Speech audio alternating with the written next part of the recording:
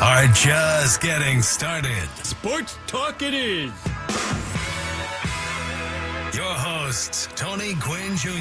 That boy good. and Chris Ello. Max Muncy sucks. It's time to get you up to speed on all things sports. Yes! With plenty of nonsense in between. Oh, look! Here comes our fearless producer! Gwynn and Chris starts right now on 97.3 The Fan. I'm going to give it a shot. Welcome into Gwynn and Chris, everybody. Middle of the week, Wednesday. Chris Ello, Tony Gwynn Jr. If you're watching on YouTube, welcome. And welcome to everybody else as well. Tony Gwynn Jr. yesterday said he was going to go home and get some magic elixir for my throat. Here it is. He brought it in. By the way, that's a bit of a surprise, don't you think, Skraby? That I remembered? Tony remembered something like that? Kind of, 24 hours? Kind of, yeah. Yeah, he brought it in. So I'm going to try this. It's called Throat Coat. It's New an me, organic baby. New tea. me. Good. Before the new year. You're turning over the new leaf early. All This right. is Don Orsillo's. Yes, this is his secret magic weapon. elixir to Yes. fix the voice. So we're going to put it to the test. Oh, do I need to go get you a cup of hot water? Yes. Not as Okay, hot I'll as be back. yesterday, If there's though. some honey back there, kind of squeeze that I in love as how well. he says not as hot as yesterday. How am I supposed to control the hot water? Well, see if you temperature? can control it, because the water yesterday, I couldn't drink the tea for like an hour and a half. Okay, I'll put an ice cube in there. It's okay? ridiculous. The hottest I've ever seen. But anyway, we are with you and glad to be with you. Good show, 4 full hours today. AJ Cassavell, MLB.com, plenty of Padres stuff and rumors and innuendos that we can get into, including the name of a potential ownership interest out of the Bay Area. Big story in the San Francisco Chronicle today. So we'll talk about that a little bit, as we go along. Sports Court Day. And we've got all the rest of the regular activities. Tony, Yes, tonight, though, Yes. I believe the headline in the UT today, Mark Ziegler's story, quoting Brian Dutcher, that it is full. What was now? I forgot the word. You know how It old was I am. full- I forget these. Now I forgot the Now word. you forgot the word. I didn't see the word. No, I I would help you guys just out. had it. I literally just put We this just into the talked about sheet. this a minute ago. As we were walking down the hall. Give me a second. We got to get it now. Give me a second. Full urgency mode. There it is. is. It's full urgency mode tonight for the Aztecs basketball. They will be hosting Utah Valley, which is a game that I think under normal circumstances, Tony, nobody would really even bat an eye at. You'd just be like, Utah Valley, all right, we'll win this one, go to the next one. But after the way they played in Las Vegas, and granted it's a much better competition they faced, but before that they lost at home to Troy. And defensively, they have given up 80 or more points in 4 consecutive games, something that it took them 100 games to do prior to that. So, urgency, you understand. And Utah Valley is a team, although 5, hasn't played that schedule, they average 85, 86 points a game, and they shoot 53%, number 6 in the nation. So I think it's a perfect test for the Aztecs tonight, and I hope they pass it. This might be just what the Aztecs need, right? I mean, you're going to have to guard on the perimeter, and you're going to have to rebound. This team is averaging more boards than the Aztecs are during the course of the year. And so I think the thing everybody will be watching, it won't be what they're doing on the offensive end. It'll be how they are able to lock down on the defensive end. I mean, 80 points in 4 consecutive games just doesn't happen for the Aztecs. No. And I think that's why it's why we're on high alert, high urgency. Yeah. And I think today is a good test to see, they've had a week off to kind of lick their wounds a little bit and kind of get back into the gym, and we'll see what it looks like here tonight. Yeah. I will get to see it personally. I'm going to the game. You're going to the game. Yes. Brian Dutcher talked about, in the article today, and I thought it was very interesting, that he and his staff have spent, the better part of the last 10 days or so trying to decide, excuse me, again, my voice, I'm going to get this stuff once Skraby I'm going to brings go the get water. the water. But Brian Dutcher and company have been trying to decide, Tony, whether they need to change their approach on defense to fit what they have better, or Are these guys capable of doing is what they're they asking? have just not being played well enough. And he said for now they're staying with what they have and they're going to just play it better. But I like the fact that he's looking at it. I like that they've recognized. I mean, because that's what good coaches do. They don't try to force a round peg into a square area. They're going to get the area to kind of fit what their roster has. In this case, it's the defense. What does it look like if it does indeed have to change? And I don't know that it. And maybe we'd have to ask Dutcher about this at some point, or when we get the staff on, ask them about it. In the tenure of Steve Fisher, have they ever had to change? Have they ever had to change? Yeah. It would seem from the naked eye that the defense has kind of always been the same. Game one, they lock people down, and they keep doing it all year. So it's a little bit of different circumstances. You mentioned the 80 points, and you go back the last 3 seasons. Okay, they lost to North Carolina in the tournament last year, gave up 95. Last year, they lost to Gonzaga, gave up exactly 80.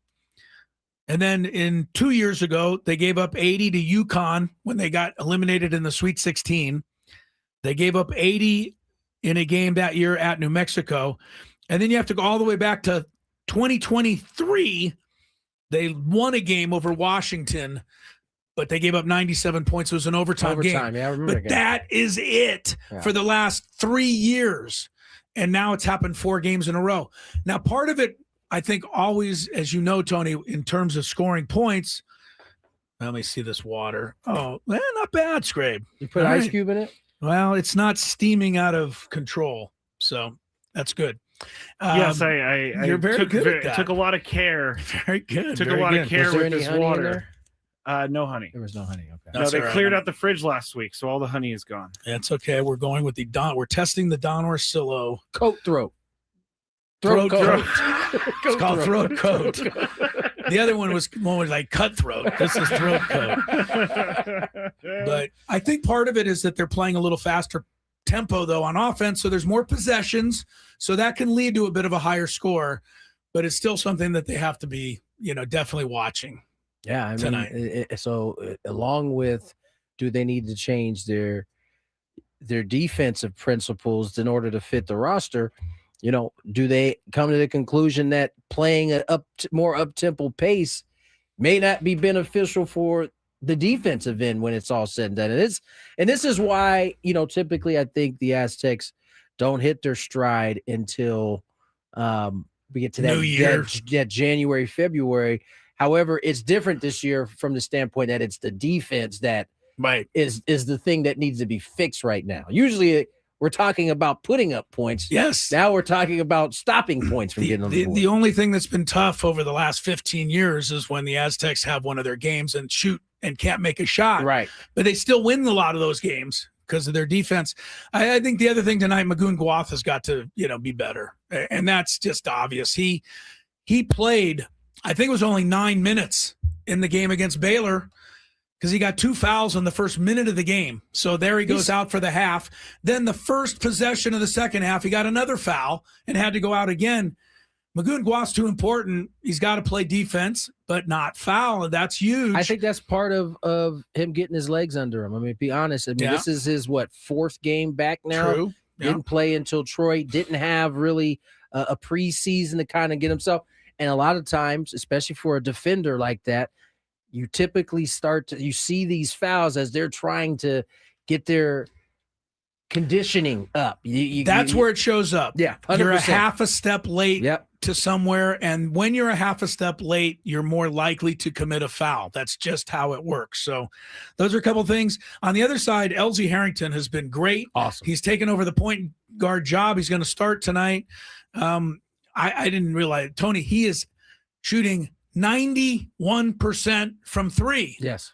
That's not going to stay. No, but he's 10 for 11 this year from the arc. He's got to be leading the nation. There can't be anybody shooting better than 91% from the arc. I tell you what, part of the thing that's been really impressive about LZ is that he doesn't take bad shots. I don't think so. I agree. I think especially for a freshman, like he has a great understanding of where he is most efficient from. He gets to those spots. And when he's taking these threes, they are well-selected threes. Mark Ziegler was on with us. I think it was maybe 2-3 weeks ago. And he was saying he had to talk to some of the coaches about the quote unquote elephant in the room, which was, when do we make him a starter? Yeah. Type of thing. They've Because already he's going to take that spot. They've already decided. It was only a matter of time. And I think honestly. here's the other thing that was not in the article today. But I think once we talk to Ziegler or the coaching staff again, I think it's still an elephant in the room, just on a different subject. Right now, they're playing 11 guys. I said this when it was brought up at the very beginning. They're playing 11 guys. They're all playing between 15 and 20 minutes. I don't think anyone's getting into the proper rhythm. Nope. I think guys are sitting out too long in stretches of games.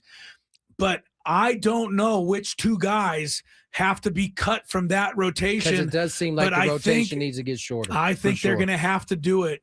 Either that or somehow figure out a way to keep everybody going. And that Because 11 is too many, and that's something Dutcher talked about. He goes, I don't know how I'm going to do he it. said it at the beginning of the year. Yeah. That it could end up being that someone's not going to be very happy. And this is the tough part about college sports in 2025 and NIL being kind of connected to that. As lovely as an 11-man rotation sounds, Yeah. in terms of just being able to rapid fire in and out, have nobody's ever tired. Nobody ever gets tired. You're running like crazy. It's hard. First of all, I think it takes a very, very mature roster, everybody understanding their particular role. Hard, though. It's extremely hard for 19, 20, 21, 22, 23-year-olds. The team that went to the final game was 9 guys. Yeah. That's, I think. And that's a lot. That's still right. That's on the higher side Yeah. for a rotation. And just real quick, we got to get to break. But here are the 11, and you as an Aztec fan, tell me who you'd take out. Miles Byrd, Farrell Compton, BJ Davis, Taj DeGorville, Reese Dixon Waters, Magoon Gwath, Elsie Harrington, Miles Heide, Sean Newman Jr., Jeremiah Oden, and Tay Simmons. All of them should be playing. Right. But I don't know that they can. And that's going to be one of the other things going forward with the Aztecs. Hoops. All right, good start to the show. We're underway. Padres news is, I think it's interesting. There's a name, there's an owner, Bay Area, already owns teams, right? Owns the Golden Yes. State Warriors. Always owns the Warriors. And the Valkyries. Okay. So he's got money. We'll talk about whether there's any truth to that or any potential legs to that. Joe Musgrove was on the morning show with Ben and Woods. We'll get some of his thoughts as Gwynn and Chris gets rolling.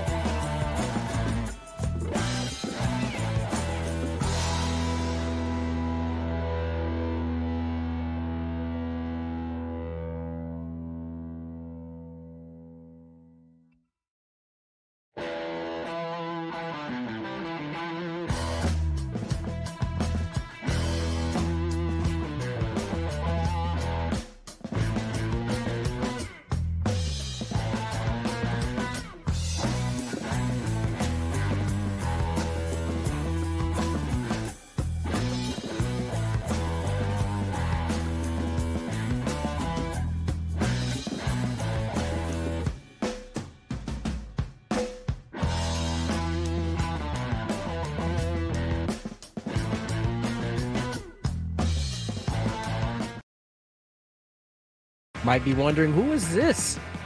Well, he's one of the, I should say, he is reportedly one of the names interested in possibly buying the Padres.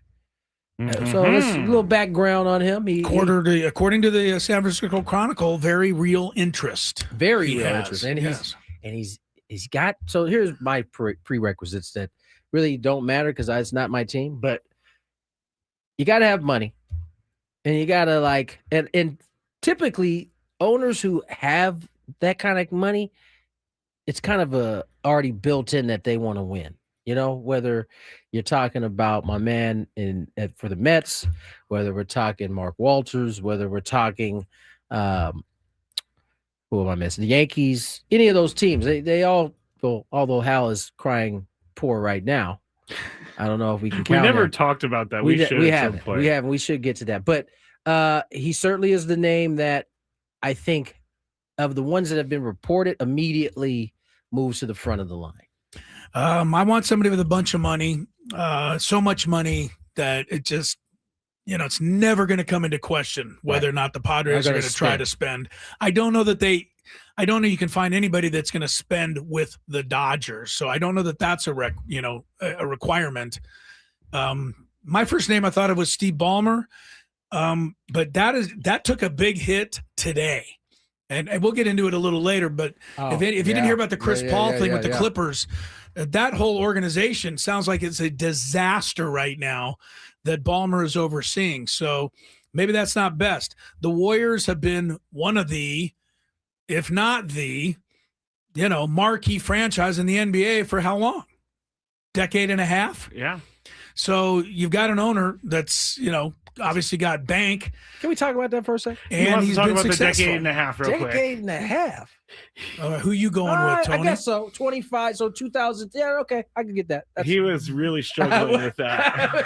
He was or I was? I was. Well, they've won how many titles? That's true. How many did they win? 4 or 5? 4. In about 12 years. That's pretty good. And they've also been to the finals the other times, or most of the other times. Who are we talking about? Oh, Golden State. Golden State. Did I not? I swear I heard you say Clippers.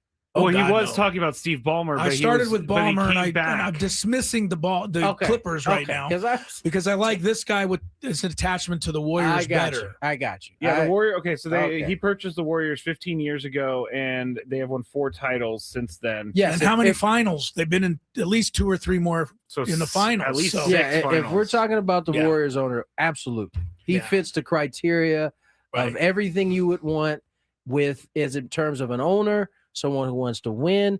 Remember, the guy who green lighted going to go get Kevin Durant, despite already having a championship team. 100%.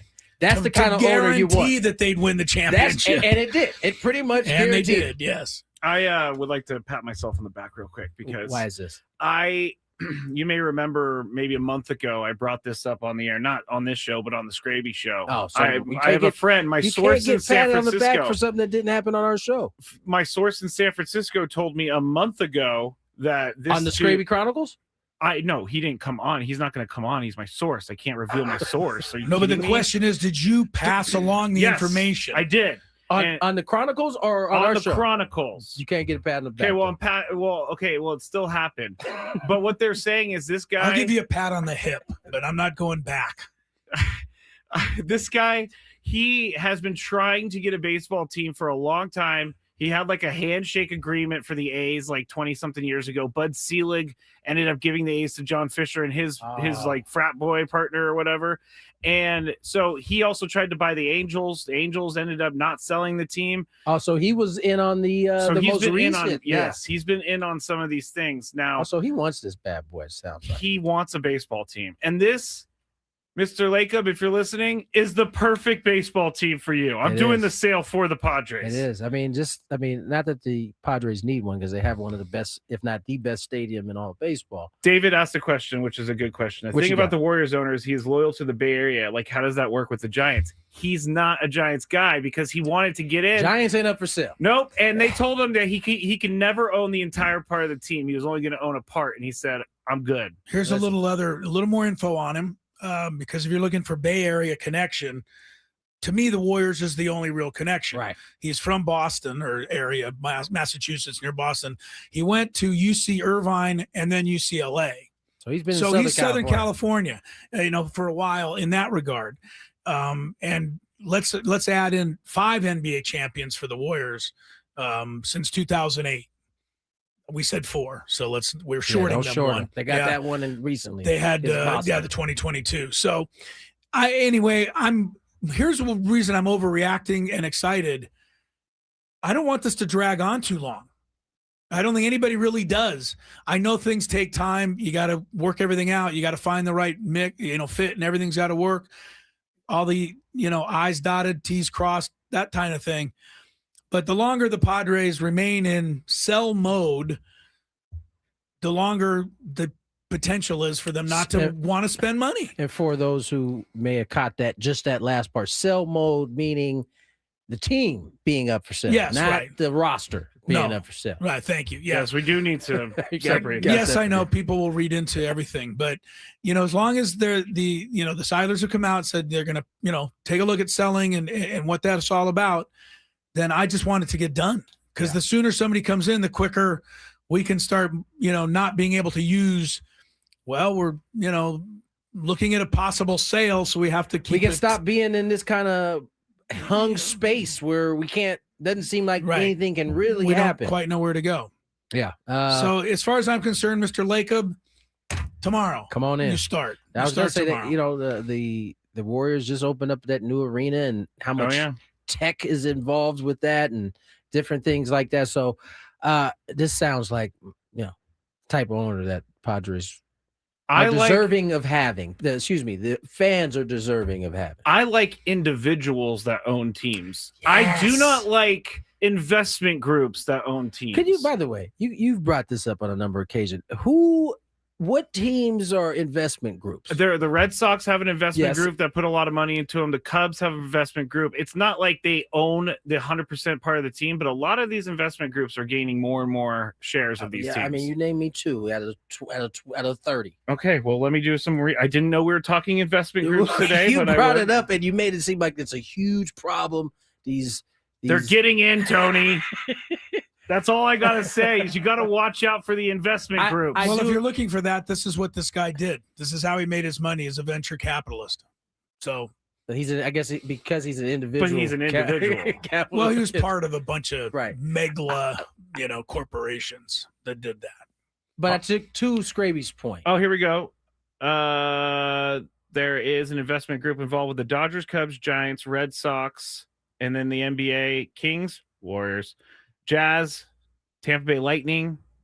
I mean, first of all, quite a few of those teams you just named are winning with their investment group. You mentioned Dodgers. You mentioned Golden State. You mentioned Tampa Bay Lightning. Okay, let me reframe the argument. Yeah, please. I don't like investment groups being involved with sporting teams because they don't care about winning. They care about money. Let me get to the bottom line for Mr. Joe Lacob. And that's LACOB.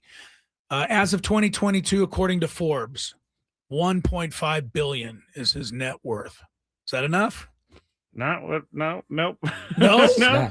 Well, what do you say? 2024? 2.5 is what the supposed number is for this Padre team.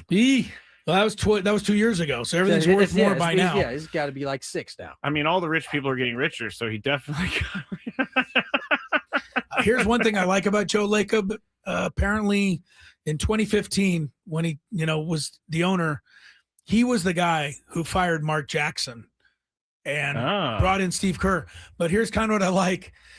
He said, quote, part of it was Mark Jackson, couldn't get along with anybody else in the organization. Look, he did a great job, and I'll always compliment him in many respects, but you can't have 200 other people in the organization not like you.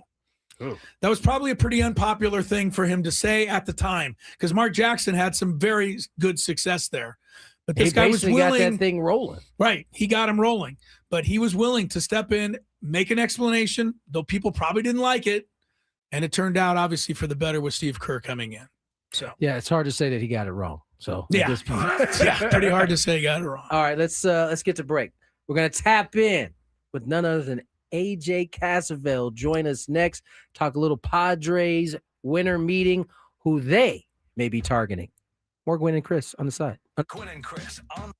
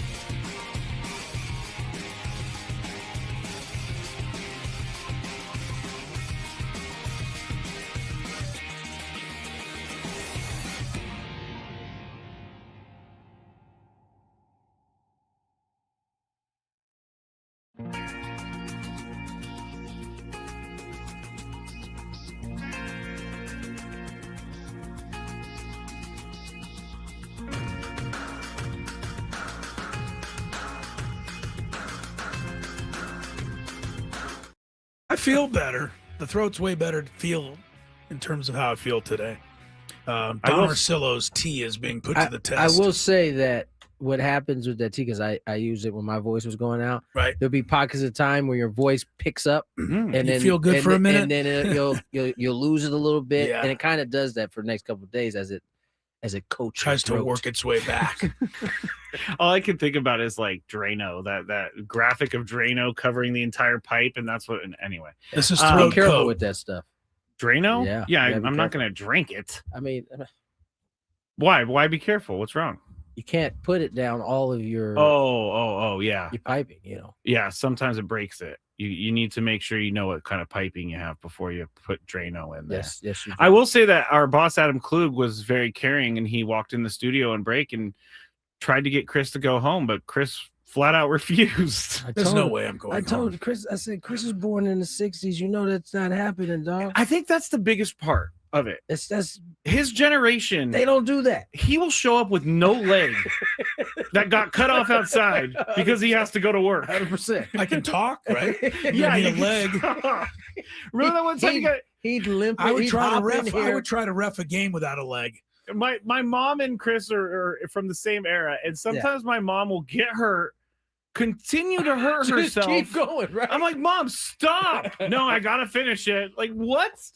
It is a trip to see that generation. when I've it refed comes- a when it couple of comes to work. games. Refed at least 2 games in my career where I, pulled a hammy in the first quarter and just kept icing it at every break. I mean, what are you going to do? Quit? Call the game? Yes. No. Go sit down. I mean, look Not what happened to calling the the NFL game. referee. He left the game with Yeah, well, a that's- apparent non-injury. He probably wasn't born in the 60s. That's just a good Not as point. tough as we are. That's a good point. Not as tough as we are. That's a great point. Yeah, this hour 97.3 The Fan, brought to you by IHOP, introducing the IHOP value menu where all your breakfast faves, $6 every day. Where else can you get a big, filling sit-down breakfast for $6?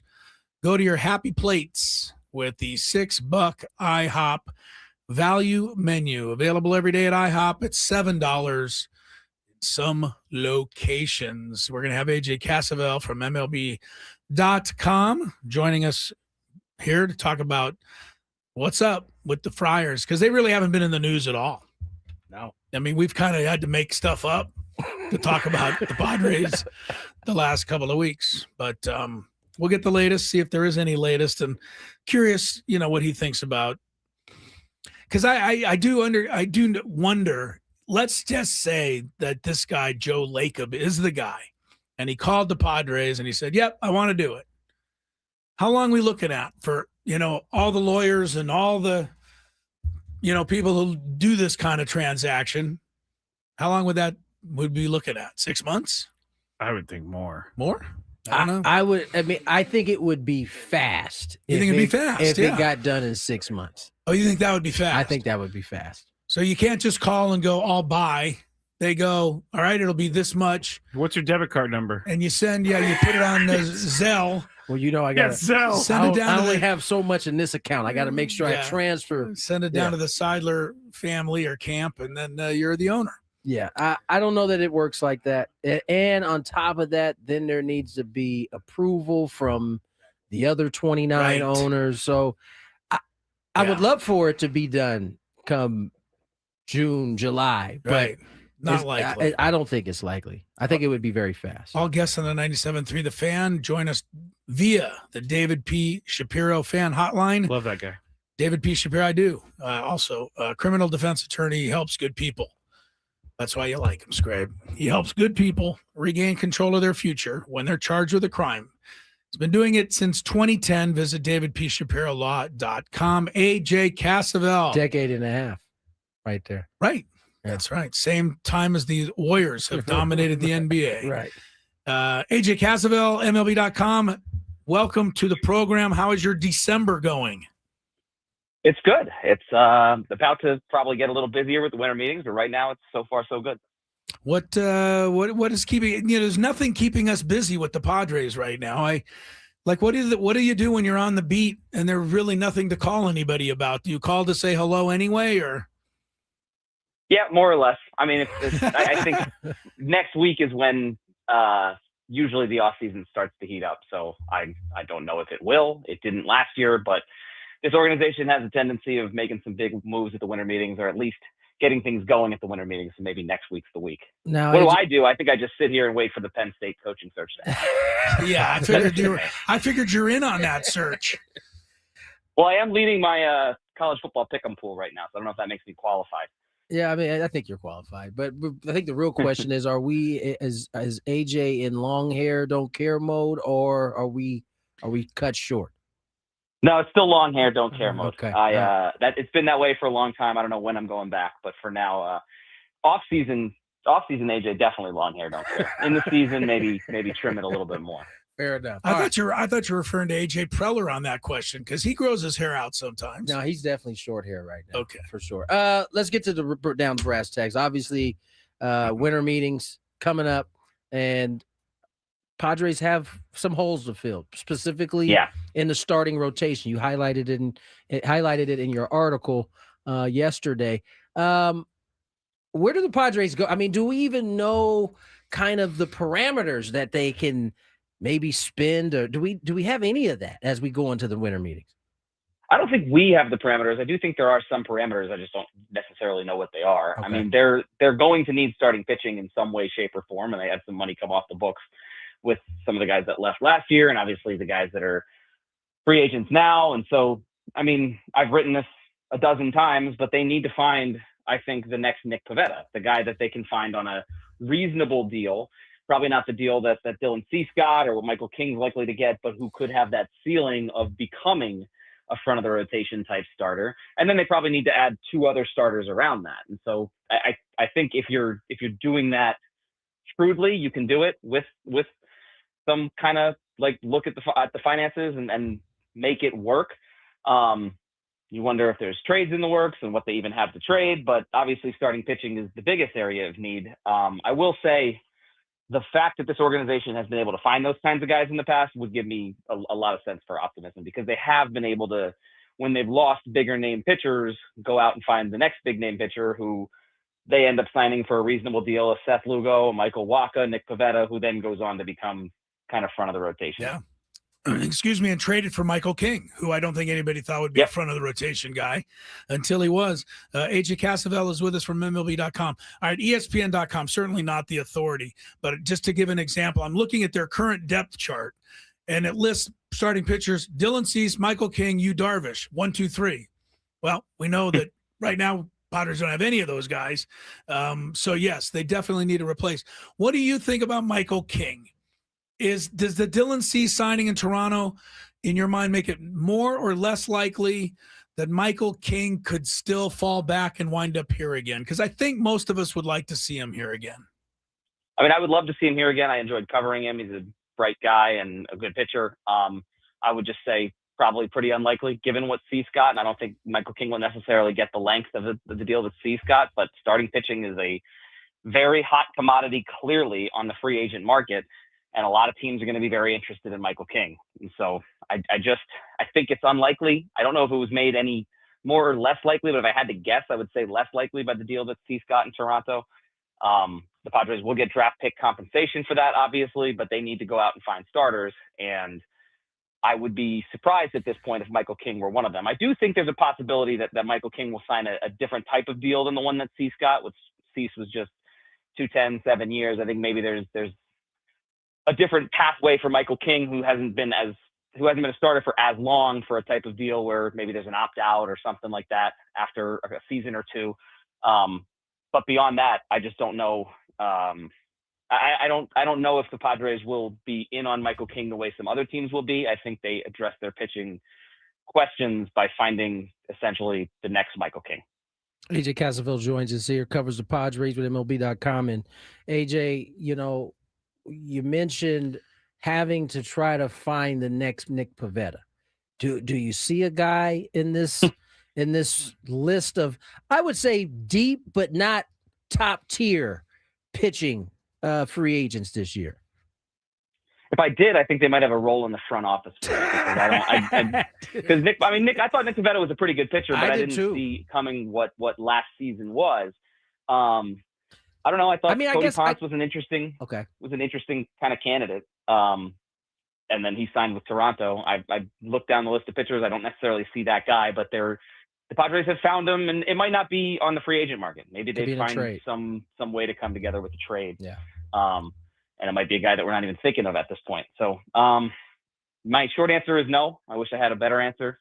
But I suspect the Padres internally have a couple of guys they're targeting. Maybe, who knows? Maybe it's Mason Miller. I know we haven't gotten exactly a ton of resolution on where that is.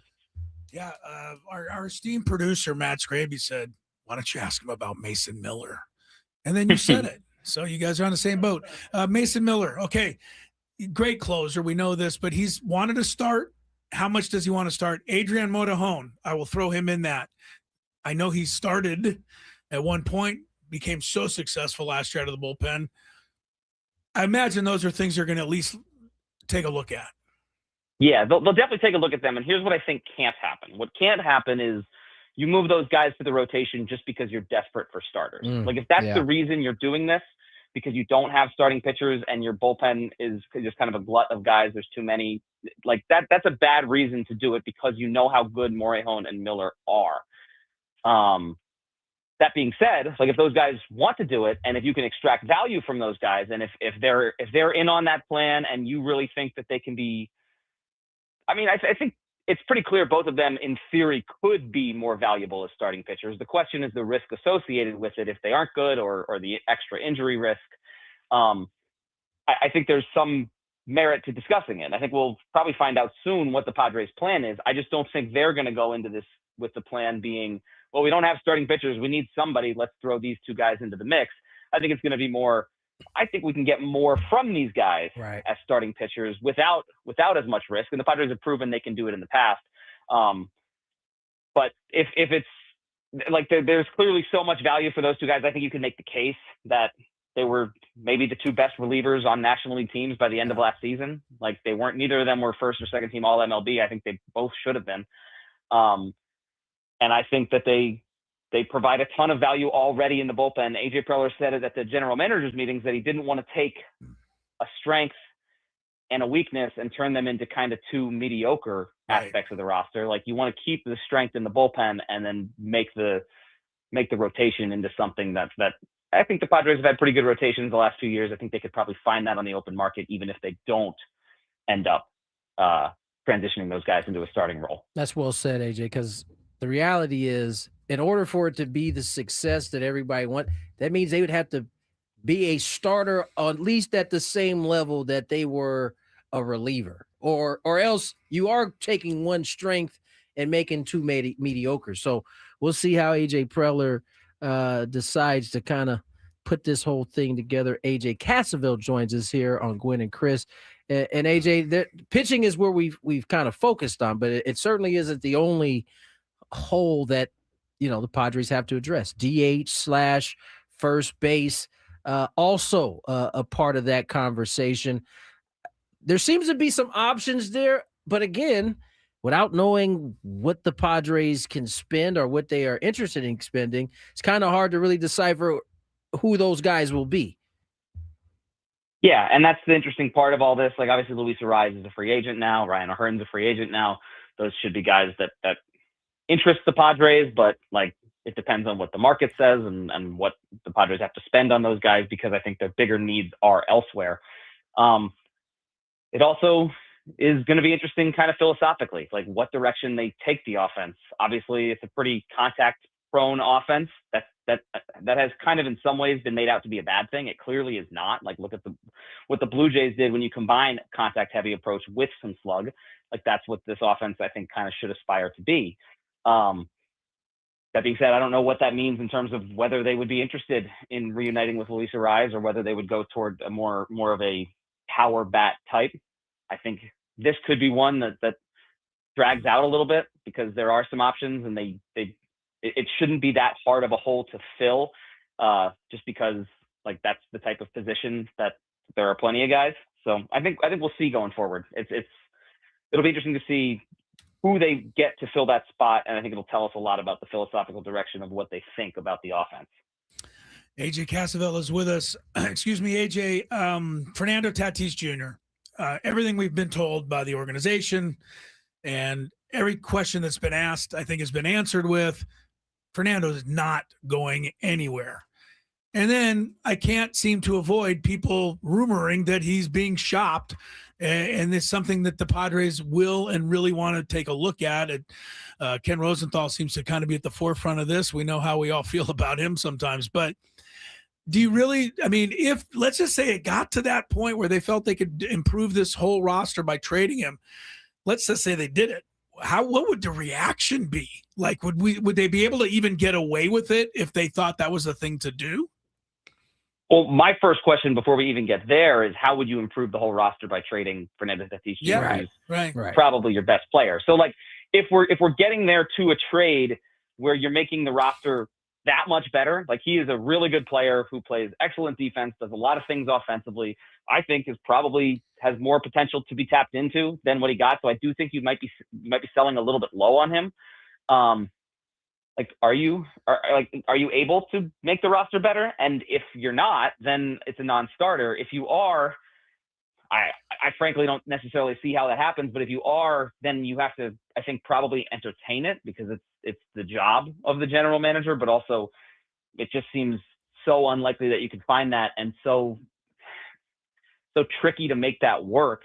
That I think this is one where I believe the Padres when they say they're really not interested. That doesn't mean they're not going to field phone calls when the phone calls come in, if the phone calls come in. But I don't see it because of what you said about making the roster better by making that trade. I just don't see how that happens.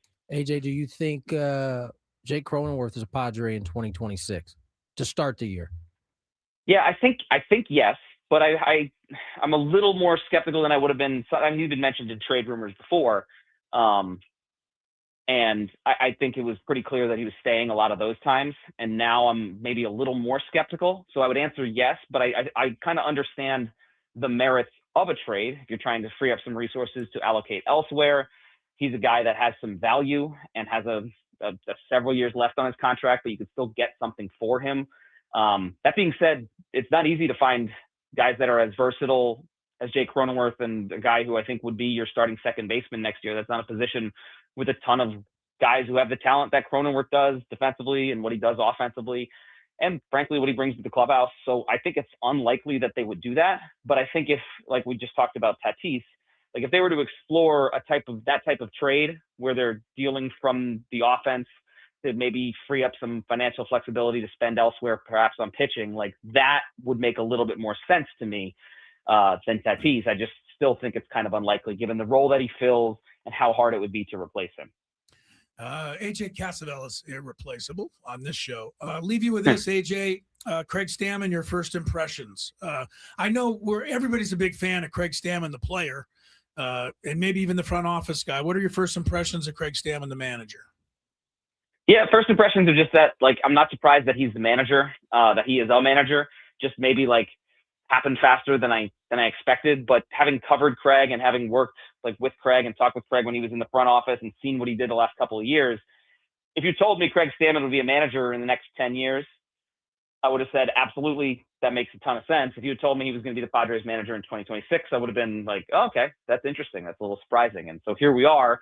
I just think he has all the tools and kind of all the wisdom and knowledge he needs to succeed as a first-time manager, but that just doesn't guarantee anything with a first-time manager because you kind of never know how these things go, and a lot of times it's out of the control of the manager, basically how it goes. So we'll find out, I think, more come spring training and whatnot, but I think he has all the tools in terms of just the emotional aspect relating to guys as well as the tactical acumen to make it work. We'll just have to find out whether it does.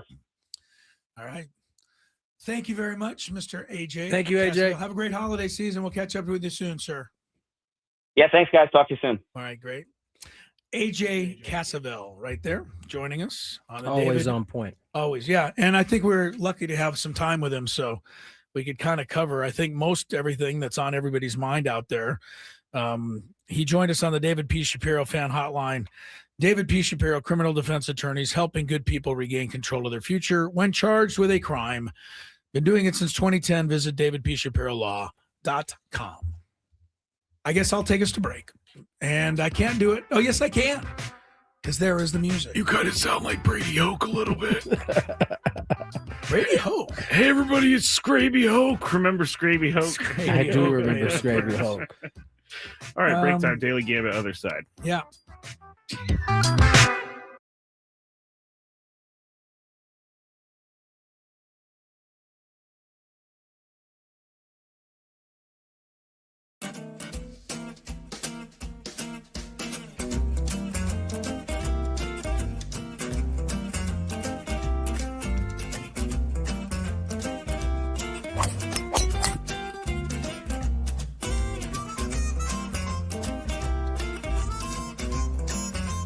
You have these things. It even tells you, hey, there's a canyon over here. Don't hit it here. Skraby from about 45 feet. His caddy tells him to play it a little to the right. He's been playing well so far today. Fourth hole. Nice smooth delivery. Hit it too hard.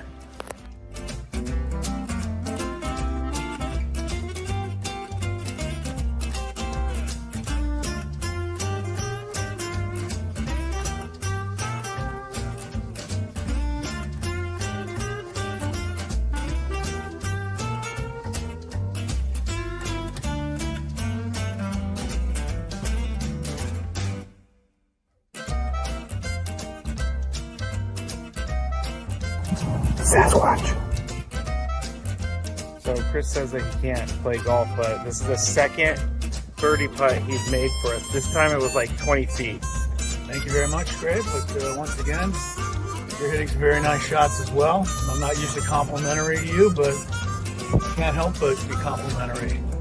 Your shot making today. With my what? Your shot making. You hit some.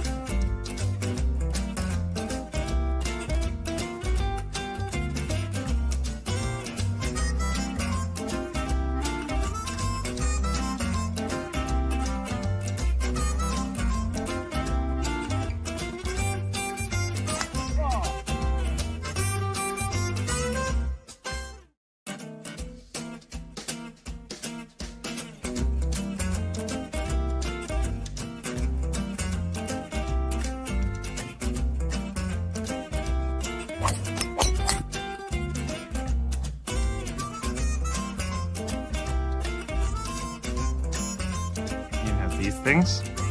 It even tells you, hey, there's a canyon over here. Don't hit it here.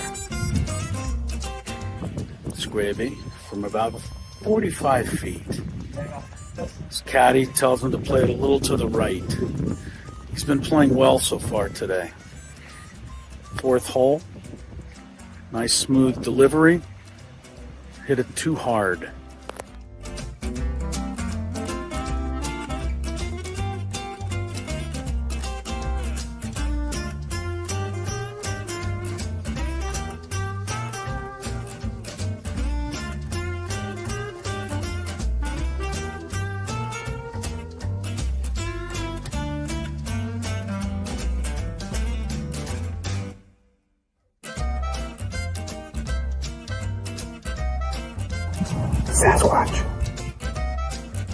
So Chris says that he can't play golf, but this is the second birdie putt he's made for us. This time it was like 20 feet. Thank you very much, Greg. But once again, you're hitting some very nice shots as well. I'm not usually complimentary to you, but can't help but be complimentary. Your shot making today. With my what? Your shot making. You hit some.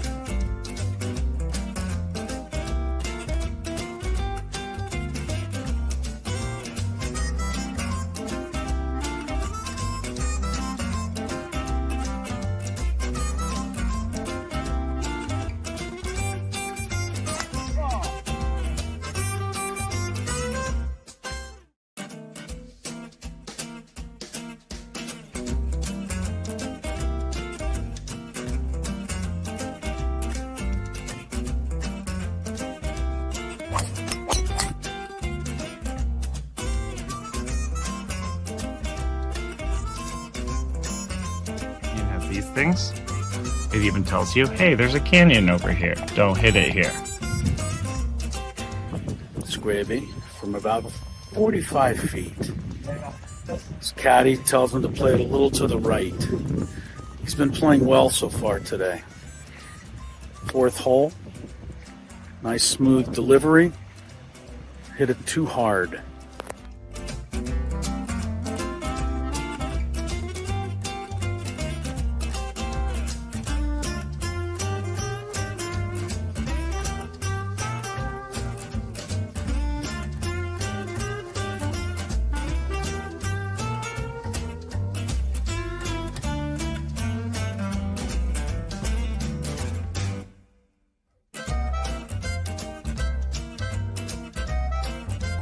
Sasquatch. So Chris says that he can't play golf, but this is the second birdie putt he's made for us. This time it was like 20 feet. Thank you very much, Greg. But once again, you're hitting some very nice shots as well. I'm not usually complimentary to you, but can't help but be complimentary. Your shot making today. With my what? Your shot making. You hit some.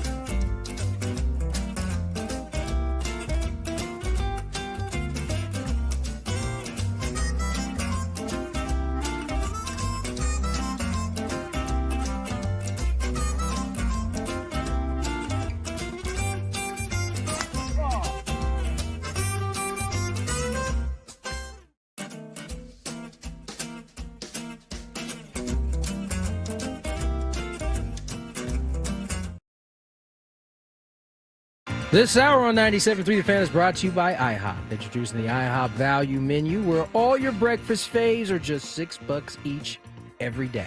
Where else can you get a big, filling, sit-down breakfast for only $6? Go to Happy Plates with the $6 IHOP Value Menu, available every day at IHOP. $7 in some locations.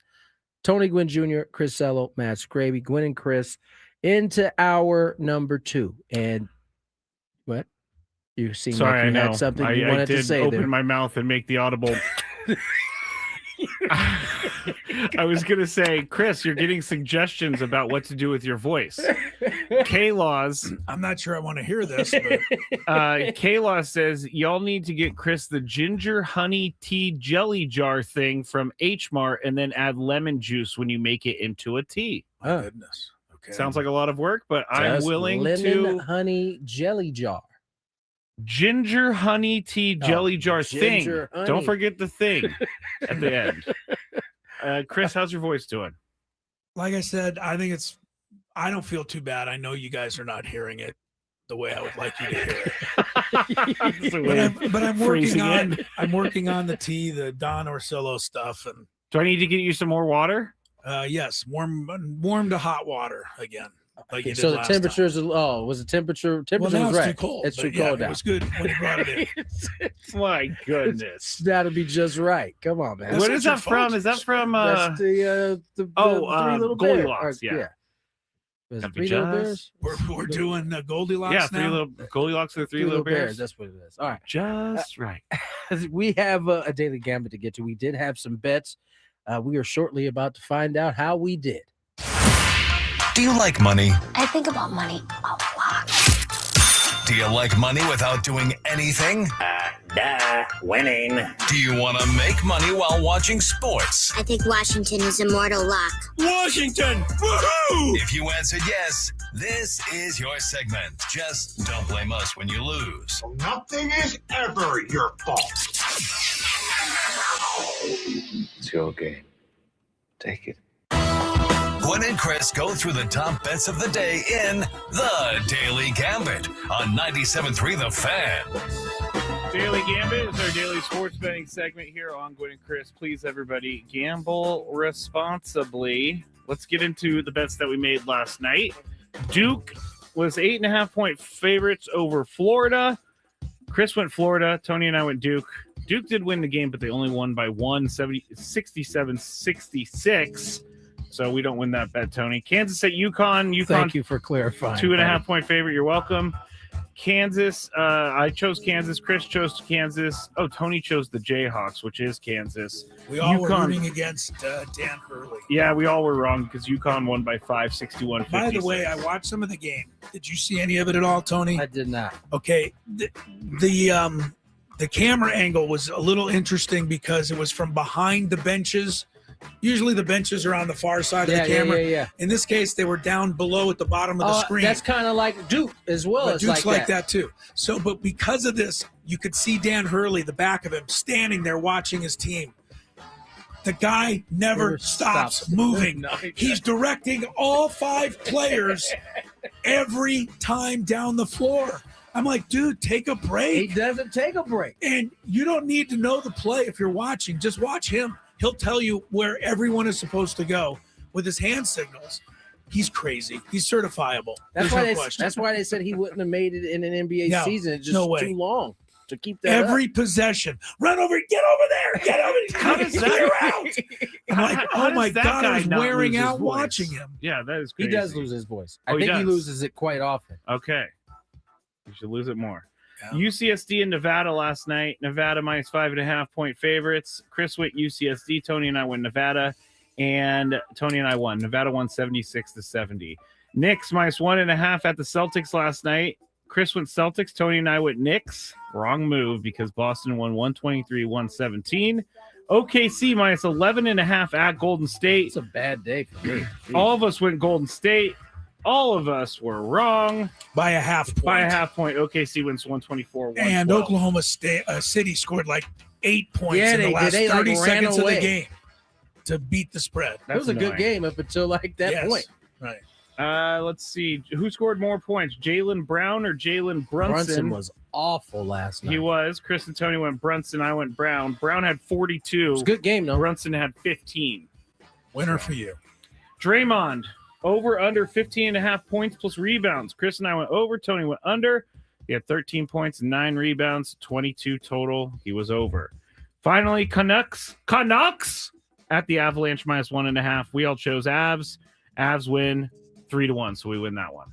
Avs are 19-1 now. So They're like the OKC Thunder. Yeah, they're the OKC of the NHL. All right, here we go. Aztecs 8.5 over Utah Valley. I'm afraid to pick this Me one, too. honestly. I'm not afraid, man. They had a lot of practice time. That is always a good thing. Aztecs. I wish I could be as confident, and I will be fake it till I make it right now. We're going Aztecs. Skraby, if you take the Wolverines, that's it for you. The contrarian is coming out. Uh-oh. Lost 3 out of 4. Oh, here he is. Fell to Troy. All right. Well, pick With at your that own said, peril. You're going to pick the Aztecs. I'm You're going to pick the chicken out. Aztecs. Well, here's the more interesting wager potentially on this game. Over under 144 points. That's 75-70. So you're getting close to that 80 mark. Tony, what do you think? Over under 144.5, and the Aztecs talking about playing more defense.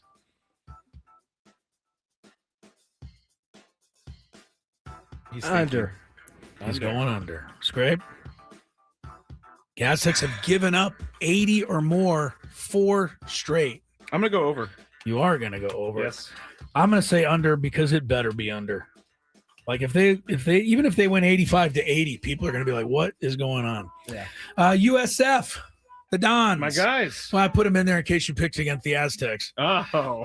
So we can pick against Right. them. I had a little backup plan here, Tony. The Dons are 16.5 over the North Alabama Lions.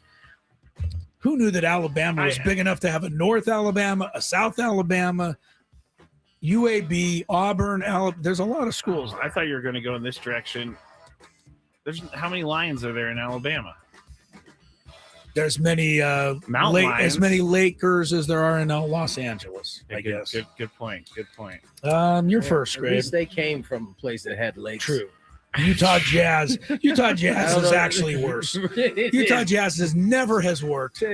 Never. Because, I always think of Salt Lake City when I think Jazz. Jazz, right? Yeah, sure I'm you taking a Jazz vacation over the summer, and I'm going to Salt Lake. Going there.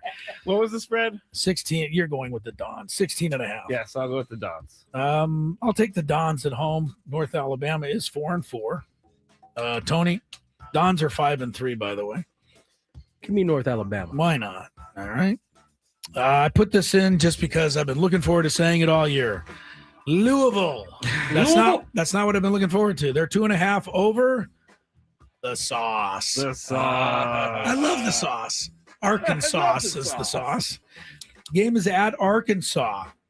And I'm first. I got to go with the sauce. They're at home, underdog. Come on. Take the points. Tony. Sauce. Right away. It's great. I gotta go sauce. All sauce. Now, when I spell sauce in the sheet, should it be SAS or like right. the word sauce? Yeah, that's a good call. Good question. We don't have an answer, so I'm going with the actual word. All right. On the women's side, TCU women hosting Incarnate Word. Uh-oh. Yeah. Uh-oh. We played a game down there one day, the Aztec women. So I've been to their school. It's in San Antonio. TCU, though, by 50.5. I bring this up because TCU women's basketball might be the greatest example of what the NIL is about of any program and anywhere. Remember 2 years ago, they couldn't even field a team. They had to ask their volleyball team or one of the other teams to help. They had to tryouts. forfeit their games. Yeah. They couldn't get anybody to play. Yeah. Now they're a top 10 team in the nation.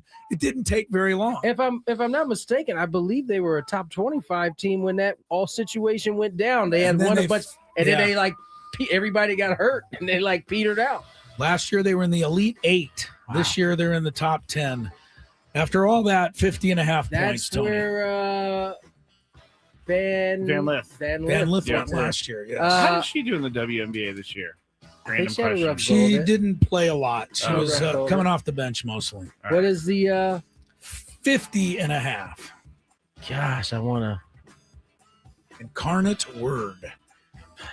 Incarnate. Can y'all just get it to 49? You're going, huh? I'm going Incarnate. Going with IC.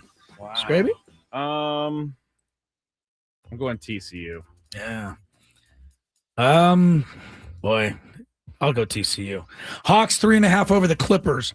We got to talk more about the Clippers. The mess with Chris Paul. Next segment. Yeah, we'll get into it. But apparently there are just all kinds of problems there. Chris Paul was, if you didn't hear, was sent home and said you're off the team. Yeah. In the middle of the night. Did they even buy his plane flight? I mean, he can afford it, but he's in Atlanta when they do this to him. I wonder if Cliff Paul came and picked him up. From the commercial? Yes. Well, we're assuming Chris Paul has insurance at least. Maybe that helped him. I would think so. So anyway, Skraby, Hawks -3.5 in Atlanta over the Clippers situation. I'm going based off of what our boss Adam said before the show in the back studio. The Hawks are better than we think. I will say the Hawks. All right. I'll say the Clippers in this one, but where is Kawhi, really? I love Kawhi, but where are you? Tony? Yeah, it's got to be the Hawks. The Hawks. Okay. Giannis Antetokounmpo, 48.5 points, rebounds, assist. Bucks are home to the Pistons. I bring this up. Bucks have lost 8 in a row. Wow. Which is surprising. They have fallen to 11th in the East. And actually, they've lost 8 of 10. I think they snuck a win in there, but they've been losing quite a bit. And did I read that Antetokounmpo is now not 100% sure he's committed to them? They're having meetings today. Yeah, so according to Shams. Interesting.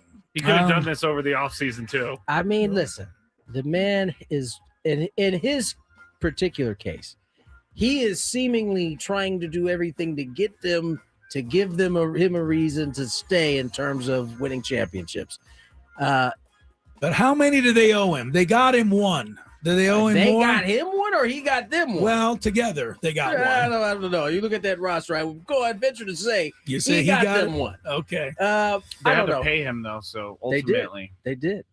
Ultimately, I think he is probably destined for someplace else. I'm going to say over tonight in his points, rebounds, assists. Highly motivated, I say. Tony. Oh, he's putting on a show for everyone. Yeah, Maybe. well, yeah, I know he's gonna play. Yeah, I'm going over Although too. the Pistons are good though. Pistons are real good. Skraby? I'll go under. Why? I'm kind of mad at him now. No, I wanted you to say you're the contrarian. That's it for The Daily Gambito. today. I just don't like it when guys are like, things were good enough for me 2 months ago, but they're not good enough for me now. If he would have said, no, I'm not going to sign. Over the summer? Yeah. There wasn't over the summer that he signed this. He signed it a few years ago. Okay, well, he could have. He the whole summer, the whole rumor mill was, will he be traded? Won't he be traded? That's not his fault that we are making up stories about him being traded. Looks like we wasn't making it up. He might be traded when it's all said and done. Tony likes to defend athletes that he likes. I don't have a feeling on Giannis, actually. I will say this. It's gotten so bad for the Bucks. Their last game, they lost to the Wizards. So that's low for the Bucks. You can get out, Giannis, if you're losing to the Wizards. Yeah, I think that's a ticket out of town there. I get it. He shoots, get this, Tony, he shoots 64% from the field this year. That's insane. That's ridiculous. For any player. We got to stretch it a few more minutes here as we get to about 3:16. I would say start 3:18, but I would say start 3:18. The Clippers conversation, because this was crazy. The first thing I saw this morning was this whole Clippers thing, and I thought of Chris immediately. Because I don't like Chris Paul. You don't. So I should be happy that they embarrassed him and before we cut him off the team. But I'll be frank, I'm not happy with this move. I think this is really bad. And for a guy of his caliber to do this to him. Hang on to that. Yeah. Because I think we can explore some other things first and hold that for next segment. Particularly Mr. Lane Kiffin. It seems like a lot of the things that he said in his press conference, the folks at Ole Miss are. Wait a second. Tell everybody to sit down. You're not going to believe this. You're not going to believe this out there. Pull to the side of the road. Yeah. There were a bunch of claims that Lane Kiffin made that have been torpedoed, debunked. Yeah, the guy just everything he basically said was a lie. That's what, according to most people, that's what they're making it out to be right now. So he said that he wasn't aware that he wasn't going to get to coach his team until the morning of, and they told him 2 months ago that if you leave, you're not going to get to coach your team. So they kind of did know. So he said in his statement that most of the players wanted him to stay and coach, and a player immediately quote tweeted that and said, most of the players in that room will disagree. Right. He said anybody there will tell you that's false. Yeah. So he's saying not only did I hear it, everyone heard that we did not beg him to stay. They were begging the assistants to stay because they wanted their position coaches. They did not care if he left.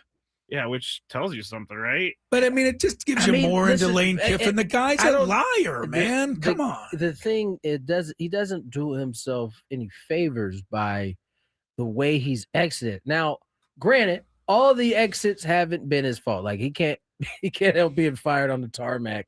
Like there's nothing he can do about that. But kind of leaving Tennessee the way he left in the middle of the night, leaving this one. According to Feinbaum, when he left Tennessee, on his way to the airport, he was calling players, begging them to come with him and leave with him. Like that is crazy. That's just what he's. This guy.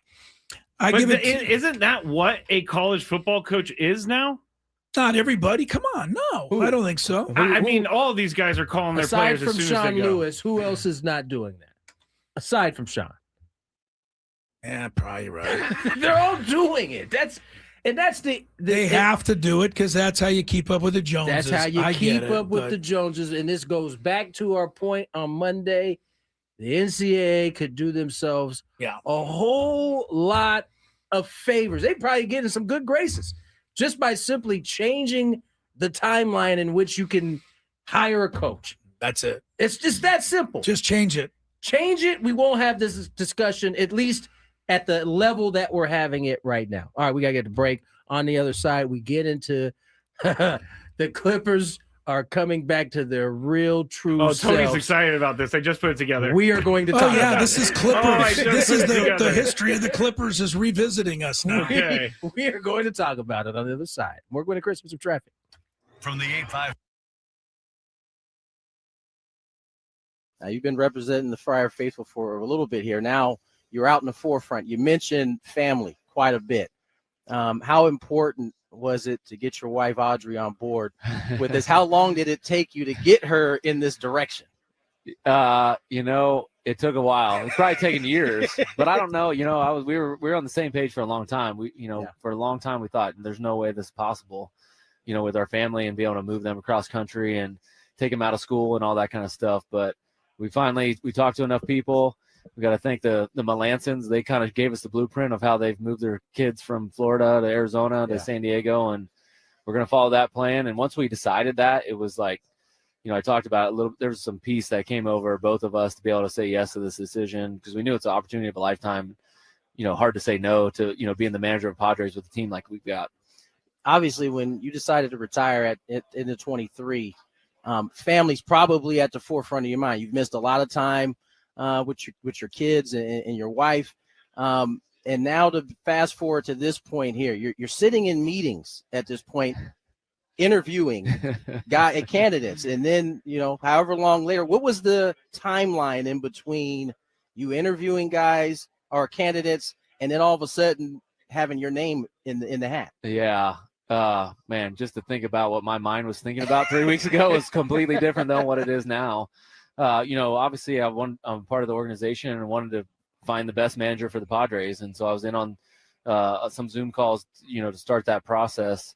And then AJ we and I were just having conversations about who we thought were great candidates and how we ranked them. And we got done talking about it, and he goes, well, I think I got you at the top of the list. And he just dropped that on you. Yeah, he just dropped that on me. And, it's a little bit of a shock, when someone, like AJ believes in you that much. And it pushed Audrey and I to actually think about this. And, is this something that we would like to pursue? If we got that much belief from the organization, we've got to make an informed decision. Yeah. And so then after that, we spent a lot of time, like I said, praying and fasting and thinking about this and how trying to map out the schedule and work it out with our family. And once we came to the conclusion we're taking everybody with us, then we felt pretty good about it. And we're able to say, if you're willing to offer the job to us, we'll say yes. 13 years as a reliever. You spent 6 here as a Padre. How has that shaped your viewpoint and how the type of manager you'll be? Yeah, I think one quality I have is a little bit of loyalty, and I was lucky in my career. I only really played for 2 organizations. I played 1 year with the Guardians in the middle, but not in the big leagues. But most of my career started with Washington, and then it ended with San Diego, and I feel very connected to this organization. I feel like it is family. They've treated me like family. And so, being a part of this and being in this role is something that's very exciting, and I'm up for the challenge. Now, you had to get it out the mud, so to speak, right? You weren't a high round draft pick. You're a guy who had to kind of grind. That's the word we often use around this game. How is that, or what kind of lessons from those type of situations are you going to be able to take into your managerial role? Yeah, maybe it's like people doubting you a little bit or not saying you're quite good enough. And there's probably some people thinking that as me as the manager. But it's also exciting to prove people who I really am and what I stand for, and maybe do it a little bit different than everybody expects. But those challenges as a player, they were so enjoyable. Yeah. So you've done it before. It's fun to try to get the most out of your talent. And as soon as I took this job, that feeling of what I was as a player, when's my next workout? When's my next throwing session? Right. That constant thought, that feeling, that little nervousness, that little excitement came back right away. And it was I definitely missed that. Now, did I enjoy the 2 years in between? Yeah, I did. I got a lot, my handicap went down and all that kind of stuff. But, this challenge has gotten that excitement back, that feeling back of I'm in the hunt with the boys, and I'm ready to grind it out and make something special happen. Now, you've been representing the Friar Faithful for a little bit here. Now you're out in the forefront. You mentioned family quite a bit. How important was it to get your wife Audrey on board with this? How long did it take you to get her in this direction? It took a while. It's probably taken years, but I don't know. We were on the same page for a long time. For a long time we thought there's no way this is possible, with our family and be able to move them across country and take them out of school and all that kind of stuff. But we talked to enough people. We got to thank the Melansons. They kind of gave us the blueprint of how they've moved their kids from Florida to Arizona to San Diego, and we're going to follow that plan. And once we decided that, it was I talked about it a little. There was some peace that came over both of us to be able to say yes to this decision, because we knew it's an opportunity of a lifetime. Hard to say no to being the manager of Padres with a team like we've got. Obviously, when you decided to retire in the 23. Family's probably at the forefront of your mind. You've missed a lot of time with your kids and your wife. And And now to fast forward to this point here, you're sitting in meetings at this point, interviewing candidates, and then however long later, what was the timeline in between you interviewing guys or candidates and then all of a sudden having your name in the hat? Yeah, man. To continue with here, 3:24 is the time. I'm Chris Ello, Tony Gwynn Jr., Mr. Skraby. We're going to talk about Chris Paul, the future Hall of Fame player. I don't think anybody's going to argue that. But the way the Clippers did him today, receiving a lot of criticism around the league. As they should. Yeah. I just don't get this. Apparently, like, he's not playing much. They're not winning. This is his last year. It's kind of at the end of the bench. Clippers are trying to make some excuses now. They're trying to say, well, he and Tyrone Lue didn't talk. Doesn't sound like anybody in that organization talks. Kawhi Leonard doesn't apparently talk to too many people either, we're finding out. But to be on a road trip and just tell the guy you're gone and, basically send him home, such a classless move. But I guess that's that organization. I thought with Ballmer was different, Tony, but this is not different. Sometimes, and I think Ballmer seems like one of these guys, unless it's the Kawhi Leonard deal or Paul George. It doesn't seem like he's involved all the time. This seems like this is straight at Lawrence Frank, who is the GM. He is a disaster. President of basketball operations. It's the same Lawrence Frank that came in under Doc Rivers, who somehow got the I'm assuming it's the year of Steve Ballmer, and got the job over Doc Rivers, then fired Doc Rivers. Thanks for bringing me in, right. Doc. Then on top of that, he's also credited with trading Shea Gilgeous to the Oklahoma City Thunder. He didn't just trade him. Along with they traded like every first-round pick they'll ever have. Right. Yeah. Clippers still eating off of that, or still drafting players off of that. The player they got back, by the way, was Paul George, who's no longer a Clipper. He's now in Philly. Right. And so here's the thing that I think is irritating about this situation. It's not irritating. It actually kind of it brings me joy in some way to have the Clippers being talked about like they used to be talked about. Yes, this would not have been a surprise many years ago. This was right up their alley back in the day. They had turned a corner and had looked like they were ascending. They've dropped back down. And here's the thing that I think is troublesome.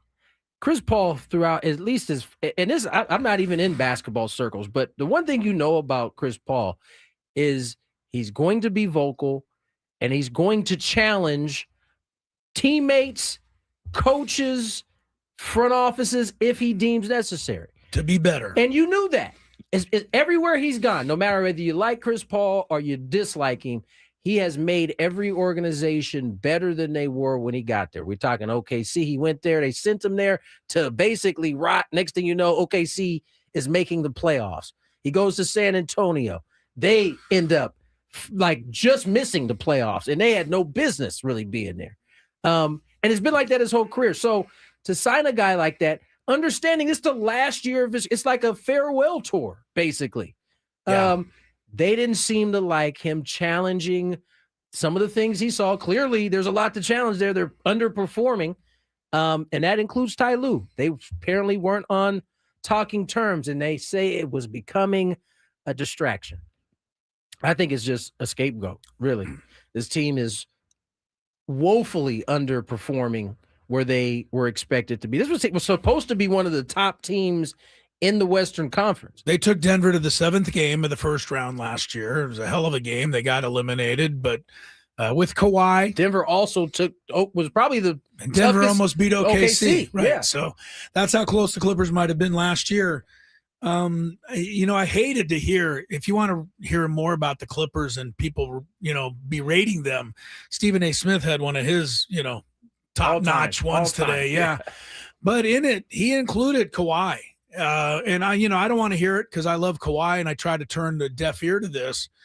But the fact of the matter is Kawhi's hurt. He's not the kind of guy, at least according to this rant, who's really around much. He doesn't really converse with anybody. He doesn't talk to guys. He's not friends with anybody on the organization or the team. I'm not saying this is true. I'm saying this is what was said. But Stephen A. Smith called him the worst superstar in sports.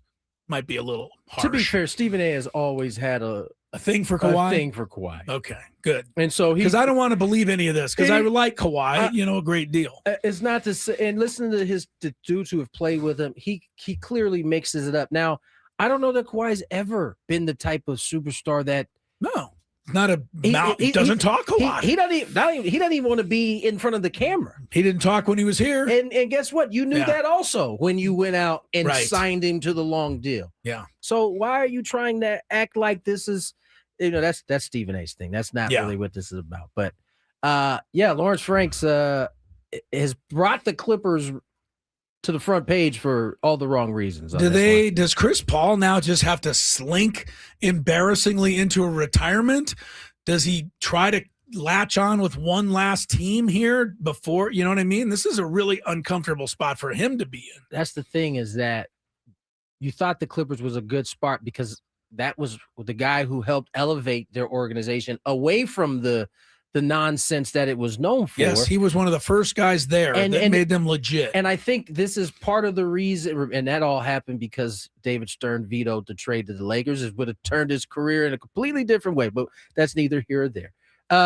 That's the disappointing part about this, is because, as I said, whether you like Chris Paul or not, he certainly deserves to be able to go out the way that it appeared that he was going to be. He wasn't asking for a ton of minutes.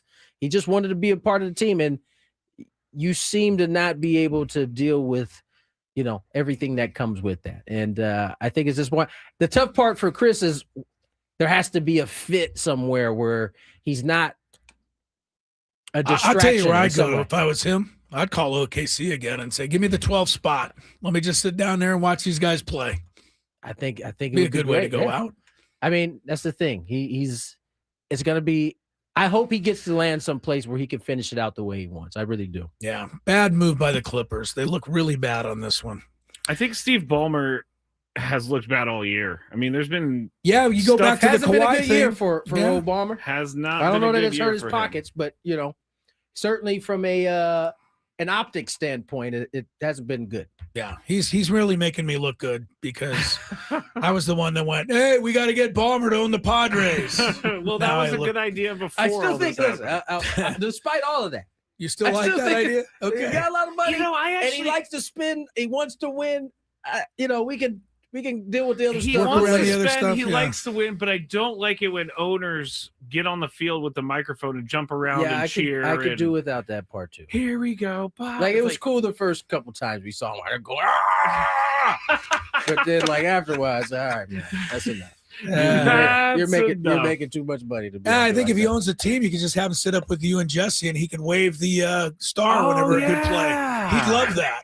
He would love that. He would love that. He may even invest in a sturdy star. He might give you a star that really works. As I Tony said, I think he would still be a good fit. Okay. All right, a little break here. We got Sports Court. Oh, goodness. Just what I need, a wig today. On Gwynn and Chris. Ben and Woods.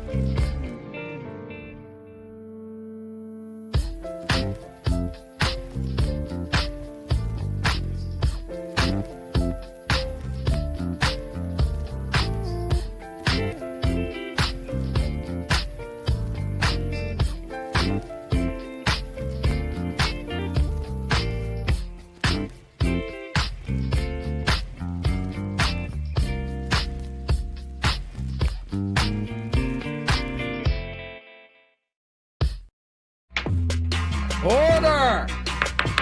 We got Sports Court, 3:38 on the clock.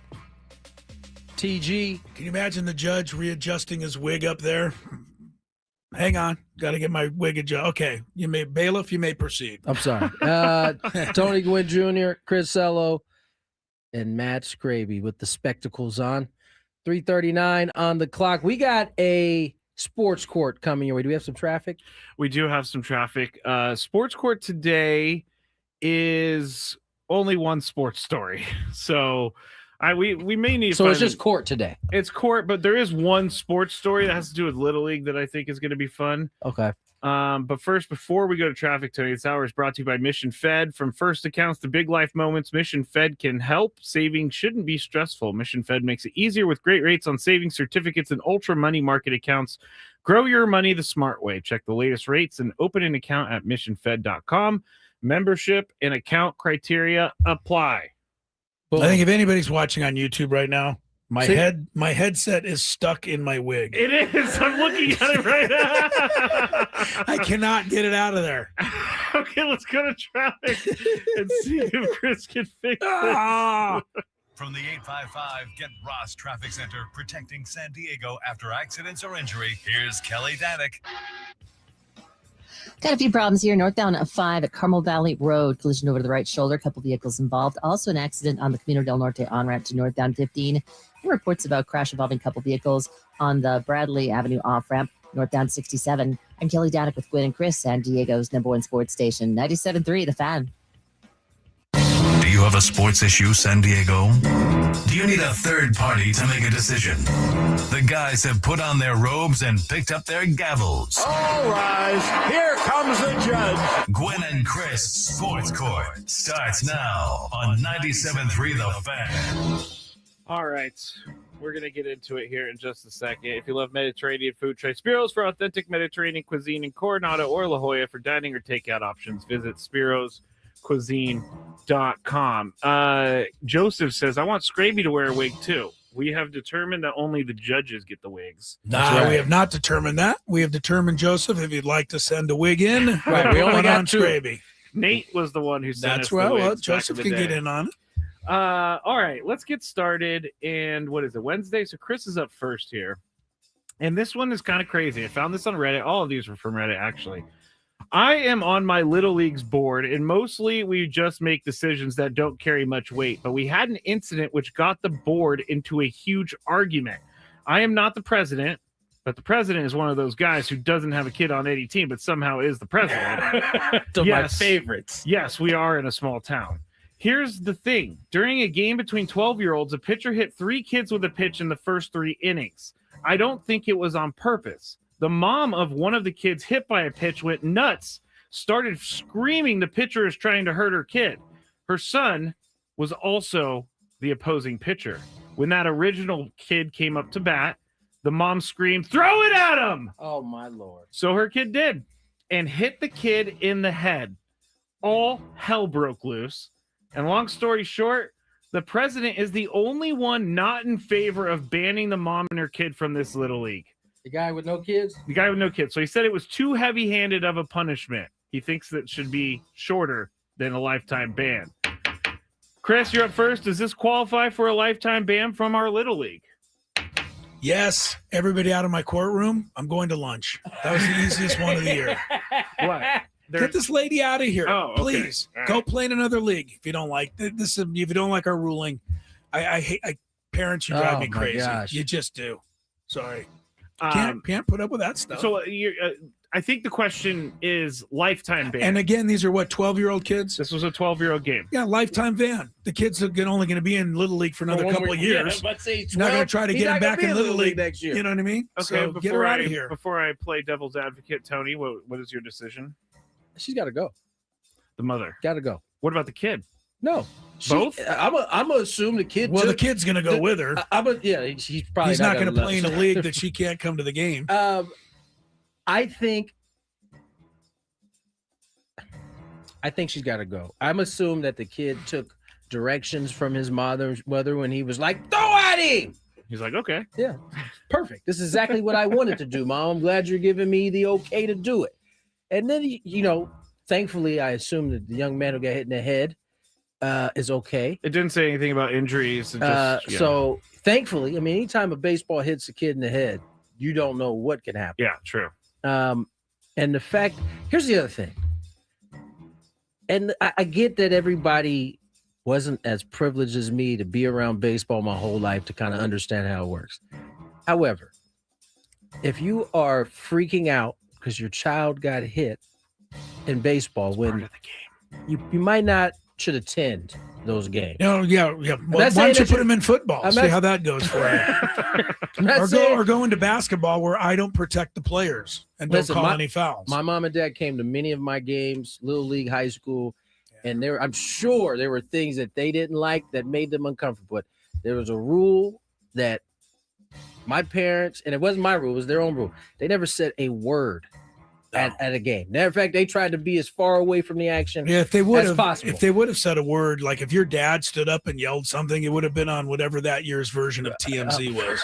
That's so true. For sure. Yeah, he couldn't do it. And so, the going off, and I get it. You don't want to see your child get hit, but you do know that in sports, those type of things happen. Especially with 12-year-olds. Especially with non-professionals. Some parents just are totally oblivious. and they then think the their fact kid that- is the world revolves around their child, The and fact that's that how you it needs to egged go. on your son throwing at another kid, I think is ridiculous. I think that sets you up to be kicked out for lifetime. I had a parent the other day yell from the basketball stands at their own kid to play better, work harder, whatever it was. It took everything I had not to stop the game and make a big deal out of it, but I didn't do that. But I can't deal with that stuff I at don't all. begrudge a parent for getting lost every once in a while and maybe yelling something they shouldn't yell, because it happens to the best of us, right? All right. But I can tell you that it doesn't work. It does not work. It does not work. You yelling at your kid, in the middle of the game only causes it to get worse. Yes. All right, lifetime ban, and get that president out You of don't there. want to play devil's advocate Yeah, no where's more? your Oh, devil's well, you advocate? guys kind of already played it. It was going to be, do you think the mom should be banned, but the kid gets to stay in? Listen, I'm not opposed to the kid being able to continue to play. I think his actions were fast forwarded by his mom. Do you think a 12-year-old is old enough to make a decision between right and wrong? Or do you think he could claim, hey, my mom told me to do it. I do what my mom says. I do know that a 12-year-old can get lost in the emotion of a mom that was already going at him. Even before that, when he got hit. Yeah. She Throw was it screaming. at him. Right. She was screaming. And Did making a any of the scene. people around He said react? all hell broke loose, so there might have been some moms trying I to go didn't at say him. anything about that, but I imagine not benches clearing, but parents Listen, clearing the benches. my wife might be embarrassed if I tell this story, but I'm gonna tell her. One time, my youngest daughter, who is a really good athlete, kind of clipped a girl accidentally, just playing hard. And after the game, the father said something to her, something along the lines of Keep an eye on your kid. dirty little girl or something like Whoa. that. And my wife, I wasn't there. I was told about this later. Had to be restrained from going after this dude. I'm glad that somebody was there to catch her because she doesn't need to be facing off against But another I man get either. why. But those are the type of things you don't say. You don't talk to somebody else's kid like that. So I imagine if a parent was yelling that hit him, Yeah.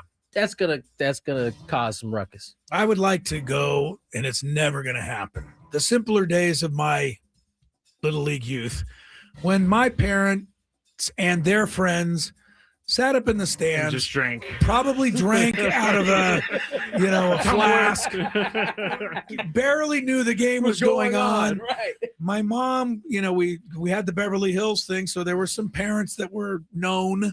My mom wanted to try to, cozy up to them, and She wanted to keep up with the Joneses. right, to keep up with the Jones. And when the game was over, like you had to go up in the stands and go, Mom, can we go? Can The we go?" game's over. I didn't even know. That was the day. Yeah. See, that Be was way also, better. Our parents hadn't really connected the dots of, Right. my son could now become a Yeah. major league baseball player. No, they didn't care. They just wanted Nah. to go schmooze and drink. You know, I will say the last thing on this. Yeah, we got two more. Last thing on it.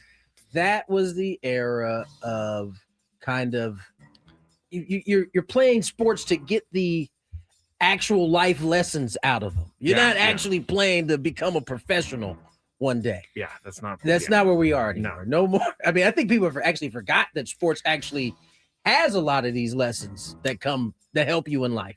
A lot of things have been forgotten. Touche. All right, next one. This one is about a travel situation this guy got in over the Thanksgiving break. I was traveling home from Thanksgiving, and as I was getting on the plane, I looked to see who may be sitting next to me. I see an empty seat next to a really attractive 30-something-year-old woman. Hoping it was my seat, I said in my head, please be my seat, please be my seat, please be my seat. It was my seat. This is on Reddit? Yeah. I sat down and was not being creepy at all. I didn't even gauge conversation until the plane door was closed. I just made small talk, and she put in her earbuds, and I kept to myself. We land, and I asked her if she lives here, and she did, and I wanted to ask her out, but I didn't. However, Cupid must have been watching because I was beating myself up waiting for my luggage, but then she was there. I took the chance and went up to her and asked her out. The old luggage meeting. She seemed okay with it. But here's the problem. She handed me her business card, which is totally fine. The problem is when I called the number, it went to a front desk of the company. I freaked out and hung up, and now I'm in my head. Does the business card mean she didn't want me to contact her? Wouldn't she have just given me her cell phone number? What would you guys do, Tony? Oh, listen, man. If I was this guy, Tony, Shooters shoot. And so, therefore, I don't care if it's the front desk, leave a message. That's going to at least show that you're making an effort. You're making an effort here. Maybe it was a test. I'm gonna give him the office number, see what happens. Maybe he hangs up that, hey, it wasn't meant to be. Maybe he leaves a message and I'll call him back. I'm just saying, man, shoot or shoot. I mean, she did give you the instructions to reach out to her work. Take your shot. I could totally see how myself in this situation would be like, She gave me her work number. She doesn't want to talk to me. Disagree. Okay. I think your cell number may seem a little too personal, even though I thought about you just this. met this dude on a plane. I thought about this. Give the work number, and But then they know where you work. And she's a lady. Yeah, but there's clearly there's a front Yeah, desk there's and all front that desk. stuff. I'm sitting here to tell the guy, take your shot, but I'm somebody who just did not take my shot so many times in my life, and I kick. My wife better not be listening. But I kick my not in the last since I've been married, but before I was married, like what was I doing? Why not? Got nothing, I'd be in the same spot now as I would have anyway. Makes me mad that I passed up on opportunities. All right, we're getting a couple things in here. She gave the work number to hide it from her cell phone boyfriend in play. I don't know about that. That's nefarious. There we go. Why wouldn't she just? I mean, typically girls don't have problems saying I got a man, especially if they're not interested. Oh, totally. I mean, even if they don't have a man, they'll say they got a man if they're not interested. Kayla says, "Take your shot, but don't be too pushy." Always don't be too I mean, pushy. you can only be so pushy on an answer machine. I mean, you leave it a message through the front desk. As a woman, OMG, I would hate it if someone tried to ask me out at the airport. Where is a better place to ask? There is no better place. I mean, if you're meeting the person in the airport, There's no way I could have asked somebody out at the airport after speaking with them for less than 3 minutes on a plane ride. They put their earbuds in. Right. I could have never done it ever. I have an experience. I might have with thought this. about, wow, I wish I asked it, but I never would have done I that. have experience with this because when I was traveling back in the day before radio, I was also a drunk. I was sitting next to a girl and we started talking and then we started drinking and I thought everything was cool. She gave me a number and it was to a pizza place. Yeah. So Well, at least it wasn't an cool. 800 number, so you had hope for a little while. It was a pizza place. So I ordered a pizza and cried into my pizza that night. But sorry to hear I don't think people really want to be contacted at the airport. You're right. Yeah, I mean, it's kind of a weird place to. All right, last one. Thanksgiving situation here. I'm newly married and my wife and I live about 5 hours by car from our families. We decided to stay in town and head to a friend's house for the night. We were excited and my wife asked what she could bring. Thinking it was an appetizer or something, she received a text back saying, quote, "If you want to give us $80 for both of you, that should cover everything," end quote. Wait, we have to pay to go to Thanksgiving? I don't mind contributing to the meal, but in every situation like this in my life, the host is the one who is picking up the bulk of the cost. It's called Thanksgiving. They are inviting people to their house. So Chris is up Chris. first. Do you think charging us $40 each is wrong? Are you a human being? Like, who does that? A lot of people do this. They really I don't know tell that- me they do. I've encountered people that you mean want they money have for stuff. parties Yeah. at their house. They Yeah. invite people, and the people have to bring money? Yeah. Come on. Chris, Well, I don't in this believe it, day and age, so- money is tough to come by. So people are struggling, getting people together. Pool all your money. So you're thinking this is wrong. Tony, do you think charging $40 is wrong? Yes. Thanksgiving? Yes. I think that's crazy. That's crazy. If you can't afford to host a party, then don't host Don't it. host them. Don't invite people over.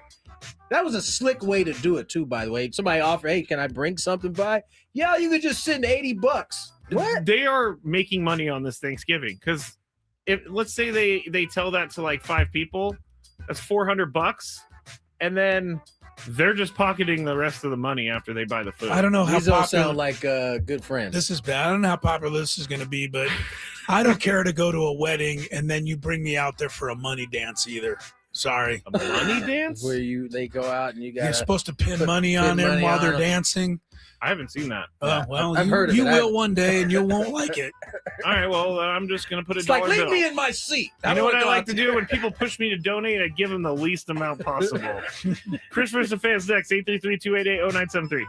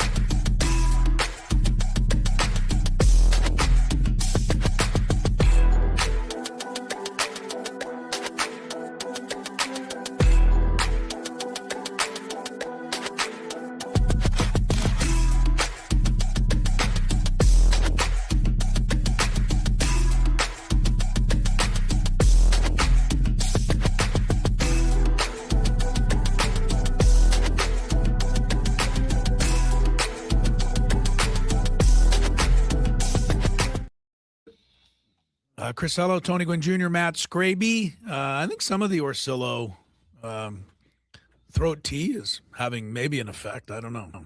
Skraby, no. I think it's getting a little bit A better. little better. I hope so. First free agent. That throat is coated. That's right. Throat coat. If you're looking for some. First free agent signing of the winter. Cedric Mullins, center fielder. That's not true. Well, first one this week. Then. I was going to say Dylan Cease was signed last week. Oh, yeah. Right. I put that one out of my mind. Cedric Mullins, 1-year deal. The baseball team that is less than 5 letters in its nickname that you couldn't name yesterday. The Rays. The Rays. Miguel Rojas, who hit the heroic home run for the Dodgers in the World Series. 1 year, Dodgers. What? No money involved? They put it. Who up signed there with the Dodgers? Miguel Rojas staying. I mean, if you hit a game-tying home run in the World Series, I bet you probably got about. Gives you a year. Yeah, at least a year. Okay. Good for him. He can still play defense too. That's a big part. He plays a few positions. Yeah. He's a valuable guy. Real quick before we go to Chris versus the fans, this was my favorite thing I heard today, guys. I've held on to it for 2 hours. I wanted to share it. We all know that Miami Hurricanes football, getting completely hosed out of the playoff at the moment by Notre Dame. Despite the fact that those on the committee last night, by the way, said, though neither team plays this weekend, it could switch next week. And I'm like, what? How are they going to, real quick, give us that? Joe Clack kind of broke it down. Who does Texas A&M play? Nobody. They're out of it. Somebody's playing. Texas Tech is playing BYU. So if BYU loses or wins, then Texas Tech becomes an at-large. It looks, and they're not going to fall far enough. So they could push Notre Dame out. They push Notre Dame out. But I don't know how Miami can get in over Notre Dame. But he was also saying that because he basically brought the point that if it ends up being a Notre Dame versus Miami on paper, right? He doesn't like Notre Dame's chances based off of. Well, he shouldn't like them, but why? They've been ahead of them the whole time. And I think the what is it? The committee is tipping their hand by saying that, like, hey, I know we're catching a lot of flack right now. Yeah, but we reserve the right. Week. So maybe they're listening to all of the criticism. Anyway, they're getting crushed everywhere. Yes, they are. But that's not the best thing I heard today. It has to do with that. Apparently, the ACC is taking no chances. And Thursday night through Friday afternoon, for 24 consecutive hours, the ACC network is going to be replaying the Miami Notre Dame game. I just keep. They're going to play it over and over and over and over and over again. It is awesome. I love that. I do love that. That too. is petty and petty. I love right trolling there. like that. Yes, ACC Network says if you don't believe it, you better watch it, and we're going to show it to you until you change your mind. Running it. There you go. All right, Scrab, but we're into the Chris versus the fans. We have a new prize on the other side, and Tony doesn't think that my pronunciation is going to work. So hold on. If you had one shot, one opportunity to take down the human almanac himself, howdy do. Now is your time. Listen to me, this guy is dangerous. Now is your opportunity to win a prize. Well, I hope you know what you're in for. Chris versus the fans starts now on 97.3 The Fan.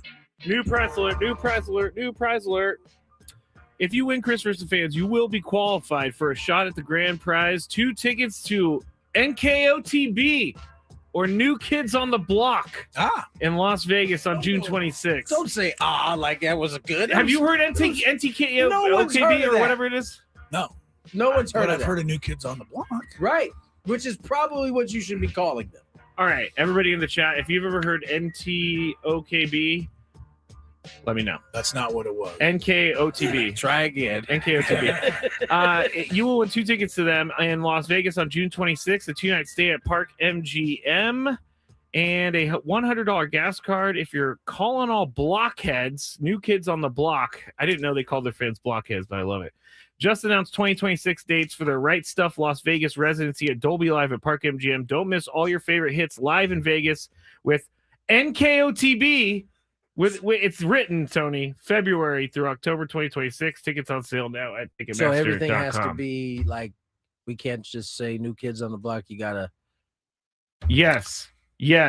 Can you Unfortunately, yes. Can you name a New Kid on the Block? Oh, we just went through this. So we did this? Yeah. Well, I looked and I was like, "There's no way Mark Wahlberg is going to be in this He wasn't in it. Donnie Wahlberg was in it. Yeah, but Donnie Wahlberg is still in it.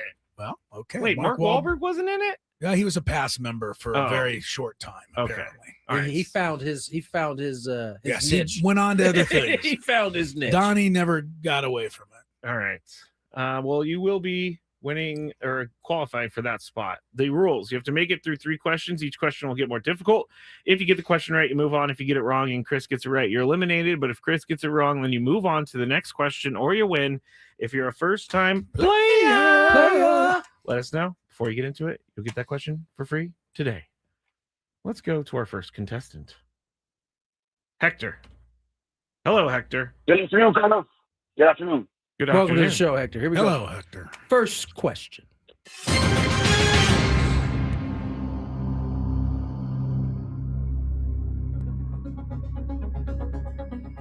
Which former Texans QB QB could potentially return to the Browns this season?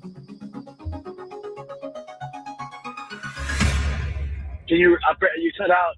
What former Texas QB? What? I'm sorry. Former Texans, Houston Texans QB could return for the Browns this year. Watson. Correct. Yes. We're going to talk about it in the Big Five. You are correct, Dr. Watson. Yes. You are correct. Now they have like 9 quarterbacks that they can play. They have so many. Question number 2. Oh, this is a throwback here. Matt Leinart played in the NFL for 3 teams. Oh boy. Name 2 of 3. Man, I know the Cardinals for sure. Cardinals, he says. Cardinals. And darn it, who else did he play with? You can also pass. Shoot. I should have passed and I said a team. That's what I messed up. All right. Dang it. I'll pass. Go ahead. All right. He passes. Well, the good news for you is I only know 1, and the 1 was the Cardinals. So That's you why need to I help was me. encouraging the pass. Yeah. How do I only get 1 more guess? Right? I got to get. you get 2 guesses, but but I've already used 1. You're going to use that. I've used Cardinals, so I got to get this right. Bengals. Yeah. He does seem like he played for the Bengals, but he didn't. I don't know. I don't know. Did That's he do because anything? Carson Palmer, who was also an SC trophy, played for the Bengals. Oh, yes. Did he do anything for? Well, he didn't do much for the Cardinals, but he didn't do much for anybody. Yeah. Ironically, the Texans, who I just finished talking about, okay, and the Raiders. Get out of here! Really? He played for them. I don't know how many snaps he took. I don't think he took any snaps. He might have taken a few. The credible thing, he's just one of those guys that I don't understand. I know USC had superior talent, but he was unstoppable. He was unbelievable. So how could you go from that good to not even barely be able to complete a pass? I think he could have benefited from today's NFL for sure.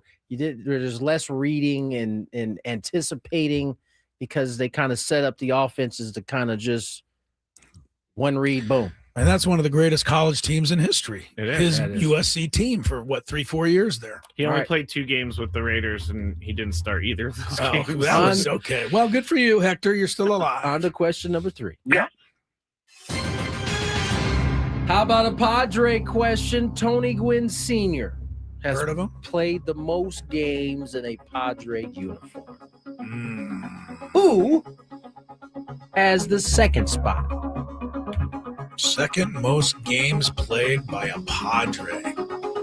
That's a good question, I think. Thank you. I like I'm going to say Manny Machado. I have no clue, but that's my best guess. Manuel Machado. He has played a ton of games. Not enough. Stay there, Hector. I'm going to just take a wild guess, and because I think I used to know it, but I don't know if it's been replaced. I think it was Gary Templeton back in the day. Smooth But I don't know operator. if he's been passed. He has not been passed. Sorry, Hector. Sorry. GT, the Gary Templeton, original. huh? Yep, Yes. Gary Templeton, number we, 2. We don't have a number, but he's number 2. I bet you Manny's getting up there. He has He to. is. Yeah. He is. Okay. Question. Sorry about that, Contest, Hector. This contest. one of those ones that's stuck in my Hey, head. if you've never played the game before, we got a few lines open. 833-288-0973. Tell us your first-time player. That just means Skraby's waiting to call your name because there's clearly some No, contestants. I'll go to our salsa guy, John from Temecula. Oh, Hey, John. salsa John. Good looking out on the salsa again, my friend. Oh, you're very welcome. I'm glad you enjoyed, man. Salsa's I probably the enjoyed the last thing I salsa. need today. And the jelly. You know what's my funny? my Is favorite. salsa good for a bad throat?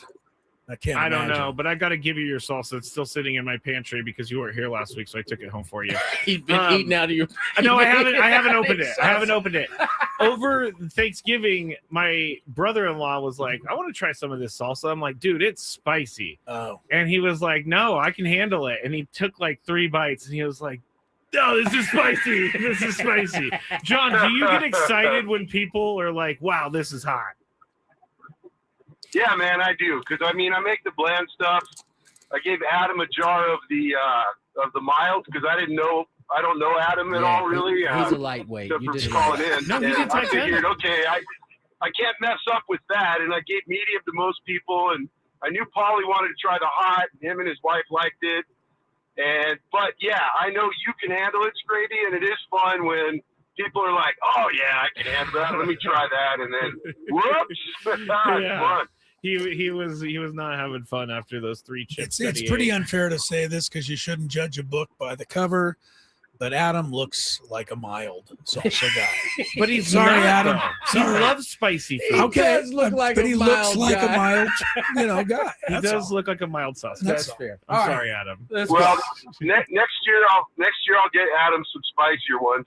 It's always a thank you for all the fun that you guys give all of us, not just to me. And then there's a couple guys at the station that help support Palomar baseball in different ways, you know. So That's awesome. and I'm a Very booster. I'm a former baseball guy, so that's why I always do this for you guys, and you're special to me. And you're welcome, and thanks for another good year of fun on the radio. You know. Thank you so much, And John. today's winner, John.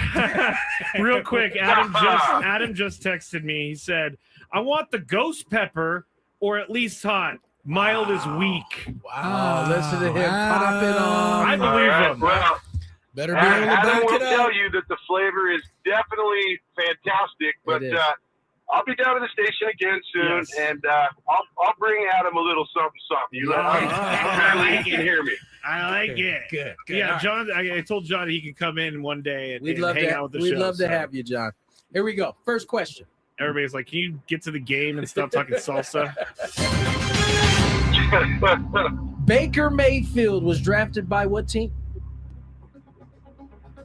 Cleveland Browns. He was indeed. Another smart There's quarterback, a quarterback selection. question. It's usually Cleveland Browns. Right. Tim Question. Couch. Yeah. That's so many. Manziel too, right? Tim Couch out of Kentucky. Yeah. Question number 2. LeBron James has played the most games among active NBA players. Which recent newsmaker is number 2?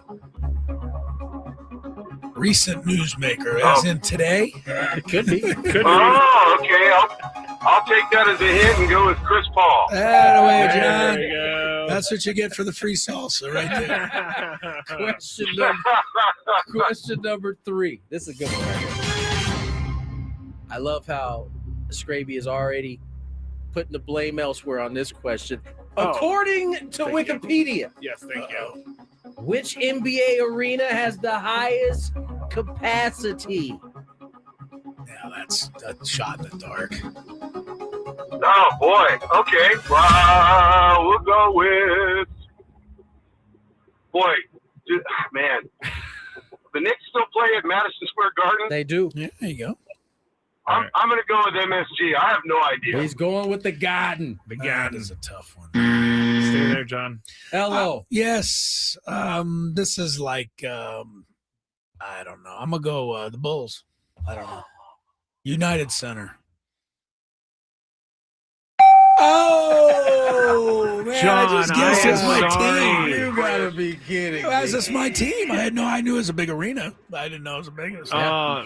John, because he just robbed you of that prize. He's gonna steal back my salsa. Just mention your salsa name before you go. Oh, okay. It's Mr. Lane, Lanes, Mr. Lane's Roasty. Okay. For the Y. Mr. Lane's Roasty. Thank you for the plug. I appreciate it. Yeah, you're welcome. Thanks, Sorry, John. Adam. Appreciate it. Happy holidays, John. Adam also texted me he wants to do a ghost pepper challenge on the air. It's happening. Ooh. It's happening. Oh yeah, we're gonna definitely put this camera in your face, Adam. I'll do the ghost pepper be careful what you challenge, wish for, Adam, because you just got it. Do you want to do this again, dude? I did the You did the 10 Thai food that we that's what Adam ate with ease. That we deemed less than 10. We did. My fault. I you bought guys it. keep taking this away from me. I'm just saying. just and then there you was didn't wanna- something. and then you didn't want to redo the challenge, though. After we Of course I didn't. I already did it. but it wasn't legit, though. That is not my fault. I mean, if you want to be considered a legit, winner, you got to do legit things. You had like a tie 5, and what was it? What was a tie and an American? You had American 5, right? No, I had a tie 10. No, Chris I ordered tie 10. I ordered Thai 10. Yeah. They said it was 10, but it didn't think- feel hot enough. I think they took one look at Chris and was like, I don't think he can handle this, not knowing it was for somebody else. I don't know what happened. But anyway, I give you credit, Skraby. I'm not giving you credit. He should have been walking out of here sweating. I was. Did you see I spit like into the trash can? I was like drooling into the trash can. You do that normally. I forgot about the spitting into the trash can. That was next level. All right, we're off the clock for sure now. No, we gotta get to 418. We're there, Boom. but Let's we still have to play. We don't have a winner yet. Oh, we sure don't. Let's go to Jason. Hi, Jason. This is a tiebreaker. Hey, how's it going, guys? Hi, Jason. Pretty good. Pretty good. Afternoon. All right. Tiebreaker, right? It's Sure. 418. Yeah. I'm gonna go Joe Burrow because I just was looking him up. So Joe we're gonna do tiebreaker, Jason, and I'm going to ask Chris for a number. He's gonna give me a number. You're gonna guess whether or not the actual number is higher or lower than what Chris said. Joe Burrow is our player. Chris, how many touchdowns has he thrown for in his career? How many years is he? Let's see. He's had a lot of injuries too, 4, though. 5, 6. This is his 6th. No season. way. I would Yeah, have said 2020 was his 3. first year. Things happen quick. They really do. Well, he's got to be over a hundo, but he missed a lot. 110. 110 That's a career lot. touchdowns. It is a lot. I'm gonna go Jason? 100. I'm changing 100. 100. Jason, is the actual answer higher or lower than 100? How many years did he play again? 6. I would say under. Under. Ooh, he was way over. Really? 144. And they throw a lot of touchdowns now. That's a lot. Sorry, Jason. Let's go Sorry, to our Jason. next contestant. We'll go to Neil. Hello, Neil. Neil. Hello, gentlemen. Hello, sir. Sorry about the pronunciation of your name. Neil. All right, Chris. How many interceptions has he thrown in his career? 6 seasons. Joe Burrow. Yeah, I think he's got a 4-to-1 ratio. So 72, 35. 35 interceptions. Neil, is the actual answer higher or lower? I'll go lower. You'll go lower. Sorry, Neil. Man. He had some moments where he's given 2 or 3. 46. All right. 46. All Get right. going. Got to keep going. Apparently, If we have to take part of the Chronicles, we're going. This one hasn't been screened yet, but Roger is the name. Hello, Roger. Hey, Roger. Hello. Here he is. He's ready. All right, stay right there, Roger. I'm gonna have to get a new player in just a second, but here's how we'll do this. How many rushing yards does he have in his career? Joe Burrow. This might be in the 6 hardest of all of seasons. them. Yeah. He takes off every now and again. Every now and again. Just got to 1,000 yards. Oh, wow. 6 years, that's over 100 a year. It'd be No 600. All right. 500. 500 yards. Roger, 500. is the answer Tony higher or likes to lower? say. The actual answer. Over. Over. You are the winner! Stay there, Roger. You were close. 817 career See, rushing Tony, yards. 1,000 wasn't that bad. He went wasn't. 142, It wasn't. 118, 257, 88, 201 rushing yards. And then 11 this year. 817 for Joe. Cool. Oh, all right. All right. That was tough. All right, There's our winner. we are Let's- way late for a break, so let's do that. Let's get the break on the other side. Oh, this is you, Chris. Go ahead. Well, on Chris. the other side. We'll just It's gonna have be a another quick- We'll probably have another break. Yeah. Well, don't tell them that. We're going to talk about. We're going to talk about something on the other side. Here's Well, if we traffic. don't get to it, we won't. I'll just keep sitting here. No. From the 855, get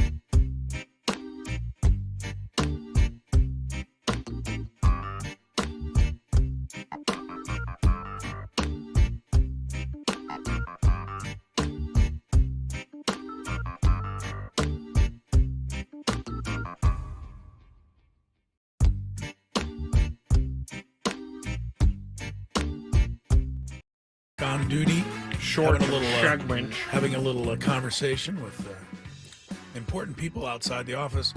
Got a couple minutes, Tony. Short, as I mentioned. I know you wanted to talk about it as well. So, passing today of a former NBA champ and Laker, Eldon Campbell. Yeah, and only 57. That's what I hate to see. Star player at Clemson, drafted by the Lake Show, first round in 1990. Those were the 2 years I covered the team, 89 and 90. Out of Clemson. And so I didn't know Eldon too well. He was he's joining a championship team, so there wasn't a lot of playing time for him then. But ended up averaging 10 points a game in his career. Solid player.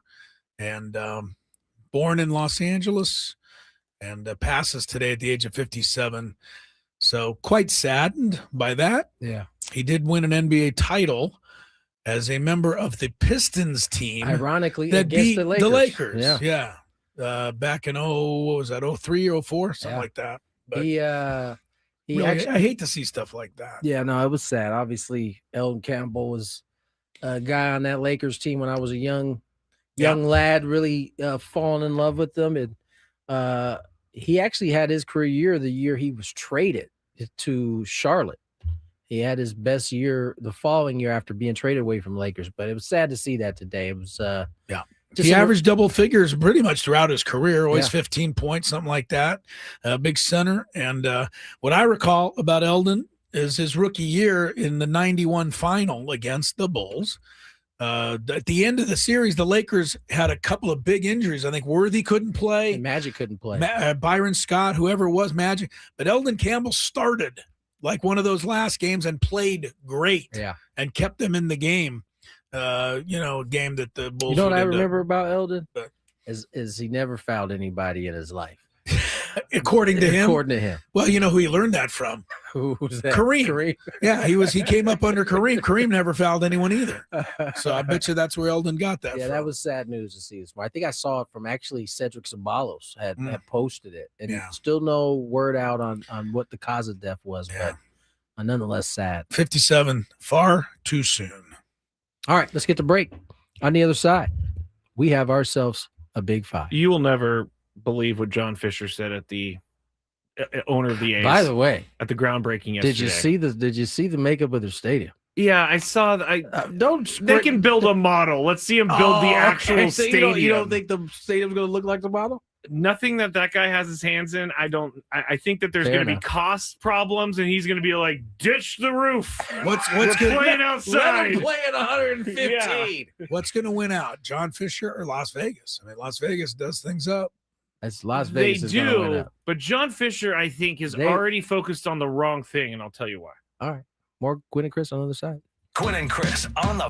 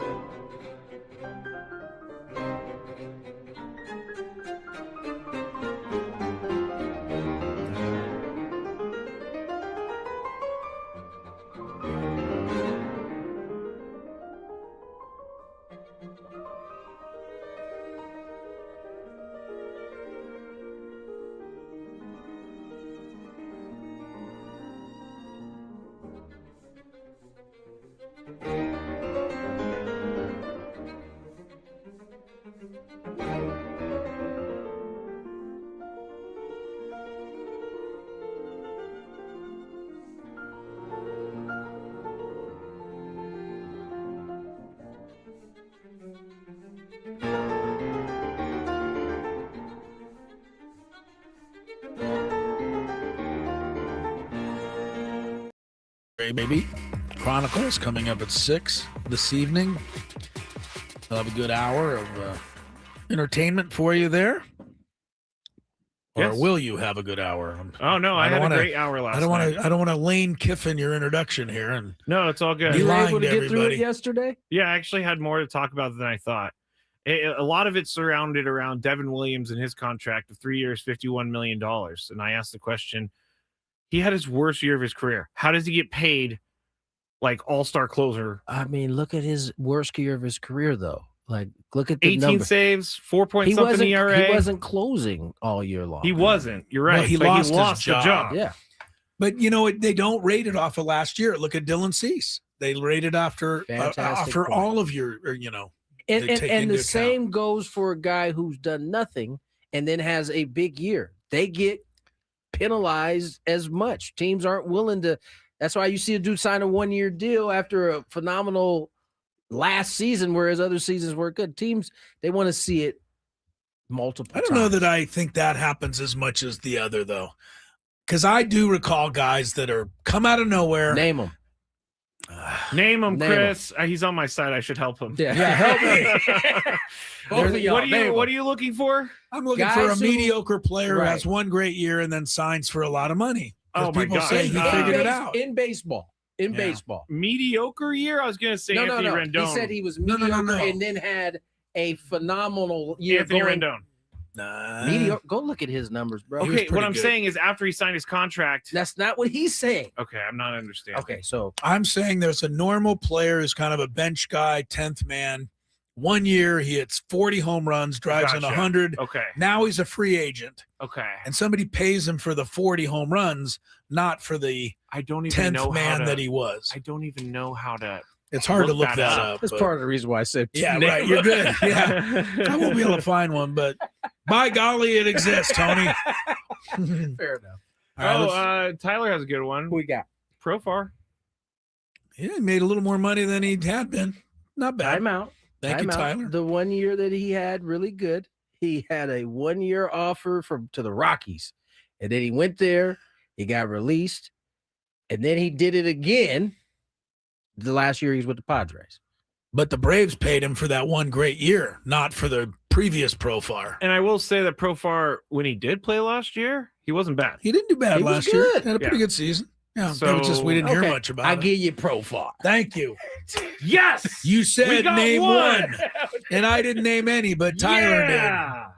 Good, All right, good let's job. I quit just while got we're text Profar too. let's quit while we're ahead, Skraby. Do traffic and then Big Five. From the 855 Get Ross Traffic Center, protecting San Diego after accidents or injury, here's Kelly Danick. Traffic is brought to you by the California Office of Traffic Safety and Caltrans. Collision has cleared on southbound 163 near Washington Street, but now reports of a crash on the Genesee on-ramp to northbound 163. Looks like a couple vehicles involved. They're over the right shoulder. Arrow Drive on-ramp to South 15, a collision. Also, East 52's been hit with an accident just past Santo Road. Hit and run situation there. It's over the right shoulder. Northbound 67 Bradley off-ramp, a collision. And looks like tow truck is still helping to clear this crash. North 67 near Vigilante. Camino del Norte on-ramp to northbound 15. Accident blocking the left lane. My mom, my dad, works for Caltrans. On a freeway. Right next to speeding cars. Please be careful. Flashing lights mean move over. Brought to you by the kids of Caltrans.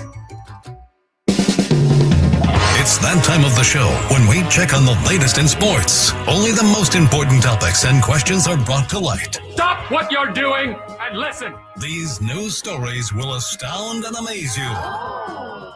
The one, the only, Oh my God, who the hell cares? the Big Five starts now on 97.3 The Fan. All right, we have to get into this, and I teased that there was going to be some major controversy with John Fisher and the A's, and then I kind of vetted it with the guys, and they don't think Number 5. it's that big of a deal at all. But He here still it has is. to use it because he already teased it. Yeah, I did. I shouldn't have done it. I thought that was a great tease too. But John Fisher obviously is moving the team to Las Vegas. He himself has moved to Las Vegas, and so one of the reporters in town, Nick Walters, asked John Fisher to tell him what he's learned about the Valley this year. And you know, I just moved here a couple of months ago with my wife, and we have sort of felt that, you know, that hospitality from people who are, you know, reaching out. The sense of neighborhoods here and being, you know, wanting to take care of each other and to make Vegas, you know, more and more of a wonderful place to live is something that I've really noticed. And the love of sports, you know, even with no baseball in Las Vegas, when you go and you meet with people, you hear about how much they love the Dodgers, how much they love the A's, how much they love the Mets, the Red Sox. You know, it goes on and on and on. All right, there's that part that I was looking for, which he mentions the Dodgers first over his own team. Come on, you got to mention your own team first. Well, but there's nobody in Las Vegas who likes his current team. So No, he said he's been talking to people. They like the A's. My thing is that he is so focused on the rest of baseball that he's not focused on his team. So my question, Chris, is he too focused on the rest of baseball? I don't. Because I'm not trying to argue with you. I don't know. understand your question. Remember when he opened up the stadium in Sacramento and he said, I can't wait to have Aaron Judge hitting home runs over the fence here. He wants... So you think he should be promoting his own team and he's promoting the rest of baseball? He promotes all of baseball. He doesn't promote his own team. All right, so ask the question again now that I understand it. I don't even know what the question is. Does John Fisher need to start promoting his own team more? No. Okay, why? Oh, you want explanation? First of all, where did they find John Fisher? I've never heard him speak. I don't know what he looks Well, like. he spent the last few years in Yeah, Oakland running. right. He didn't run trying Right? to stop. I mean, I've never even seen this guy. So how did they get an interview with him? He said what every owner of a new franchise says, right? It's not new. Well, a new franchise to Las Vegas is new. Yeah, but So he's team. saying everybody here loves baseball. He's trying to, make sure they know they like baseball, whether they do or not. So this is normal, I think. All right, Tony. Yeah, I'm not quite sure what really caught your ire on this. I understand that It wasn't you want ire. What was It was like, dude, you don't get it. What? He doesn't have a team in Vegas right now. I know, They but They literally are a part of another city right now, And and they're how going to be does- a part of another city for I think the next 2 years, 28. Yeah, 2 years. So 2 years. It's kind of weird to be promoting your team and they're playing in Sacramento right now for the think next 2 years. I think he's banking more on people traveling into town from other teams. I don't to think watch. it's any of that. I think the people that he has come across, because Vegas is melting a pot, hub of other people coming there. I think that's why the people he's come across have been Dodger fans, A's fans, whoever else he mentioned, Red Sox. And I think he was just. I don't think it had anything to do with him. I would think most of the people you meet in Las Vegas, you meet on the strip somewhere, they are from out of town. The For people sure. that live in Las Vegas don't go there in general. But how much can you bank on people flying in to watch your games? Don't you want to capture the home I don't audience? think I mean, John Fisher seems stupid, but he can't be stupid enough to think that he's going to sell all his tickets to people traveling He to should. the city. My thing is he should be promoting heavily his own team. And I know this was just one clip, but this tells you exactly what he's been doing. All right. I'm going to move on because you Yeah, guys don't you should. understand We're not getting it this. whatsoever. Number 4. Cleveland Browns rookie Shedeur Sanders may not have that long to prove he deserves to be the team's long-term starter going forward because Deshaun Watson, today the Browns announced he was designated to return to practice. And with this move, Deshaun's only 30, by the way. He now has 21 days to prove he's healthy enough to be activated. If he passes that test, Watson can join the Browns at any point in that window.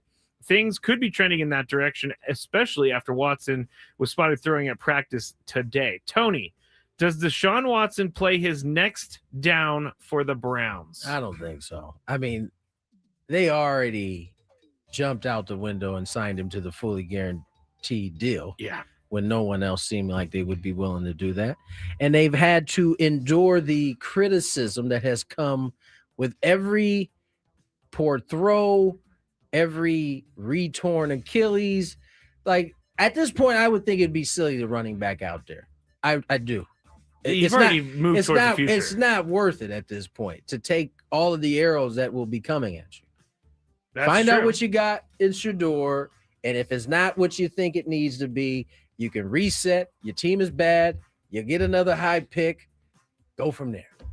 Chris, do you think Deshaun Watson plays his next down for the Browns? I think what I said yesterday, that the Dolphins might have the worst organization in football, is just flat out wrong. Yes, it is. We've been telling you this for weeks. Yeah, the Browns are so pathetically bad. Why they even are connected to Deshaun Watson is beyond me. So absolutely, I don't want anywhere near the field. I don't want him ever like in a practice uniform where they can show highlights of him wearing my helmet on ESPN. Well, that's how much I don't want the guy around. You will be seeing those highlights tonight. That's too bad. It happened. All right. Number 3. All right, we've talked about this a couple times this year, but over the weekend, a Texans PAT was questionable as to whether or not the ball went over the upright with enough going over to determine if the kick was good or not. So Mike Florio is on the case, and he has some suggestions on how to fix it. 1, put a wireless camera with a wide-angle lens at the top of each upright. It's cheap. It can be done easily. 2, install a thin beam atop each upright that would be activated before every kick. It would create a simulated extension of the apparatus. It goes to the heavens. Sky. Yes, Right. yes, allowing replay review to decide. 3rd, use the existing array of Hawkeye cameras in the same way it's currently employed for virtual measurements. Multiple readers from this is from Florio, other side of the Atlantic Ocean, have pointed out that hurling has developed a system for doing exactly what the NFL needs, a way to triangulate the location of the ball in order to determine whether the kick was or wasn't successful. All right. Chris, does the NFL need to fix this issue? First of all, what happens in the sport of hurling? That's something I did in college when I Curling? drank too much. Hurling. Oh, Something I did when I was in college and I drank too much. I think Where's Chris? He's outside hurling. Is it throwing logs? I don't know what it is. Hurling. Yes, I've seen this before when I went to Ireland. It's kind of like, it's a little like field hockey, but you don't hit the ball on the ground. All right. It's like lacrosse field hockey. You know, I don't agree with Florio on anything, but put the beams at the top there. How hard would that be?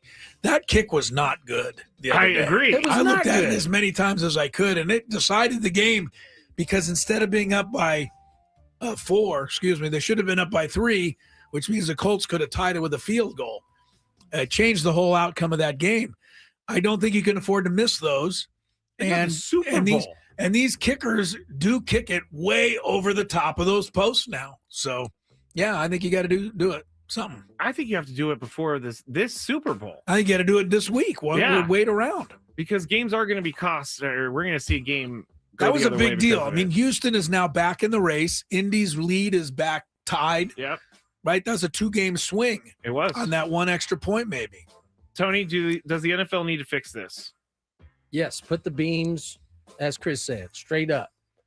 I think, whether we're talking about that particular kick or all the other things they've got a lot of things going on in stadiums that are interfering with kicks and how it's going. There's wires. Right. They need to get their act together. I mean, there was I hate doing this because Skraby, has to play his song, but there was a playoff game in the 60s, the Colts and the Packers. Full sense of security over there. I want you to look it up someday. Colts, Packers, overtime, playoff. Vince Lombardi's Packers, right? They end up going on to win the championship again, but they won on a field goal or tied the game, I think, on a field goal, got it to overtime. That was 10 feet wide. Like if you see the video, it's like not even a question. So, but in the 60s, you could understand they don't have the technology, right. But we have it now. Yeah, we definitely have it now. for sure. I still don't even understand why they're using the ball measuring virtual. Anyway, I'm going to have to move on because my brain just almost exploded. Number 2. Our favorite thing has happened. An anonymous executive making claims about a professional athlete. This time, it's against Ja Morant of the Memphis Grizzlies.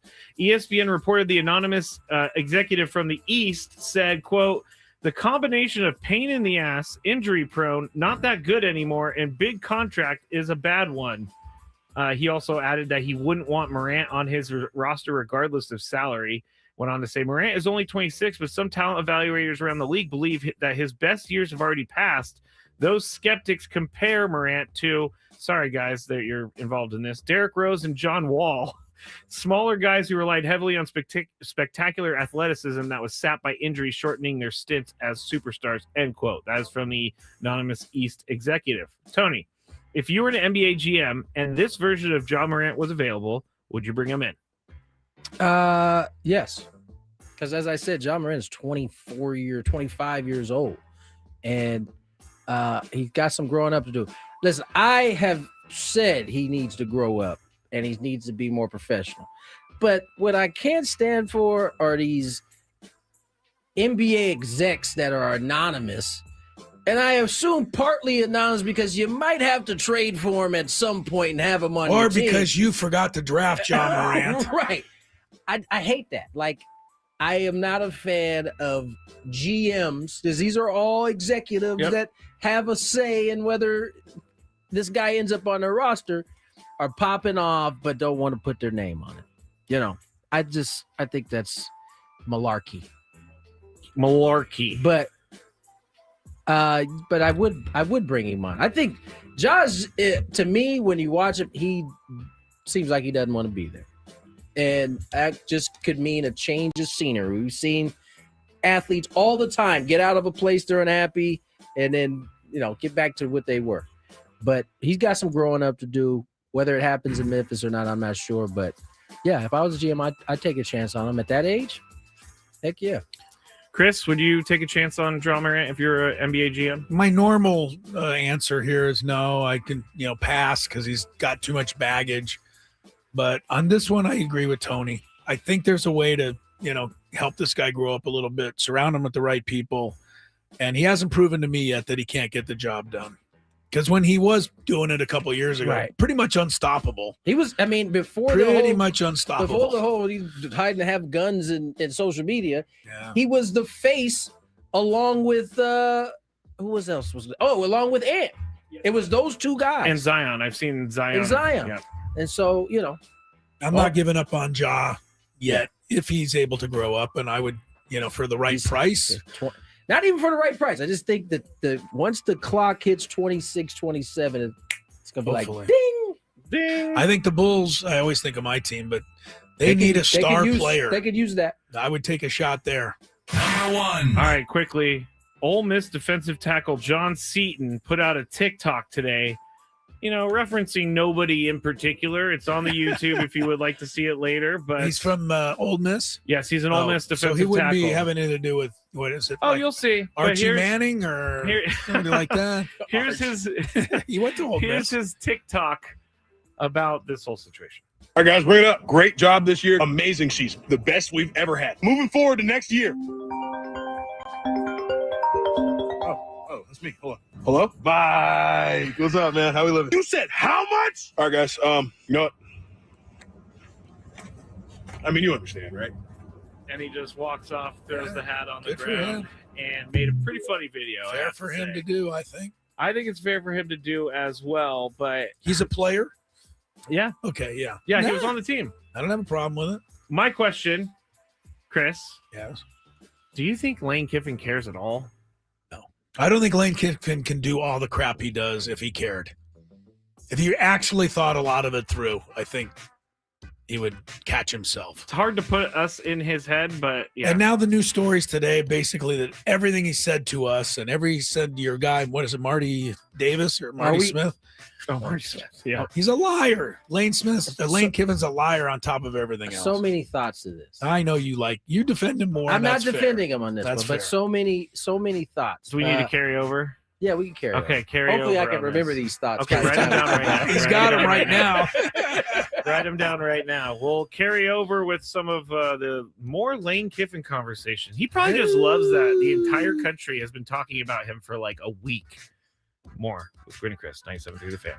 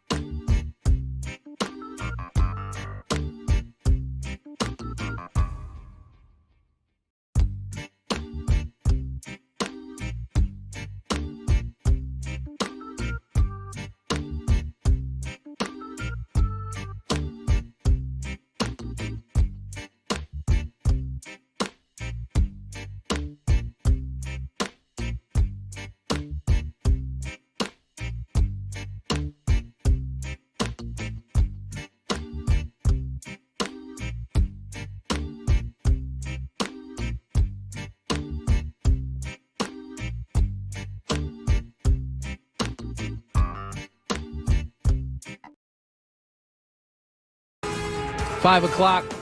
I'm going to give you those thoughts that I didn't forget, only because Skraby wrote them down for me. Teamwork. Michael Flicks will join us 5:30-ish. Talk high school basketball. Kicked off, 2 weeks ago now, Chris? Week and a half? I'd say a couple weeks, yeah. Yeah, and so we are in the thick of it. Chris has got to ref some pretty talented kids early in the season, some good matchups. So we'll get to that at the bottom of the hour. Our Chris vs. the Fans winner called in, and when I was getting his information, he said, hey, tell Chris that he reffed our game last week, and he did a really good job. How about that? So there you go. You're getting good reviews, Good Chris. reviews, Chris. Payment is on its way. That's the thing, man. You know, your name is well known around the city now, so they're gonna know. Like, all eyes are gonna be on you when they recognize you. I'm aware, but you said it correctly, Tony. When I ref, I slip into the background more than not. Really? That's my style. Not to make a big you said scene out of it. Yes, I mean that's kind of a good. That's way to good. Go about it. You don't want to be the news. Yeah. Okay, my thoughts real quick. I want the players to get the ink.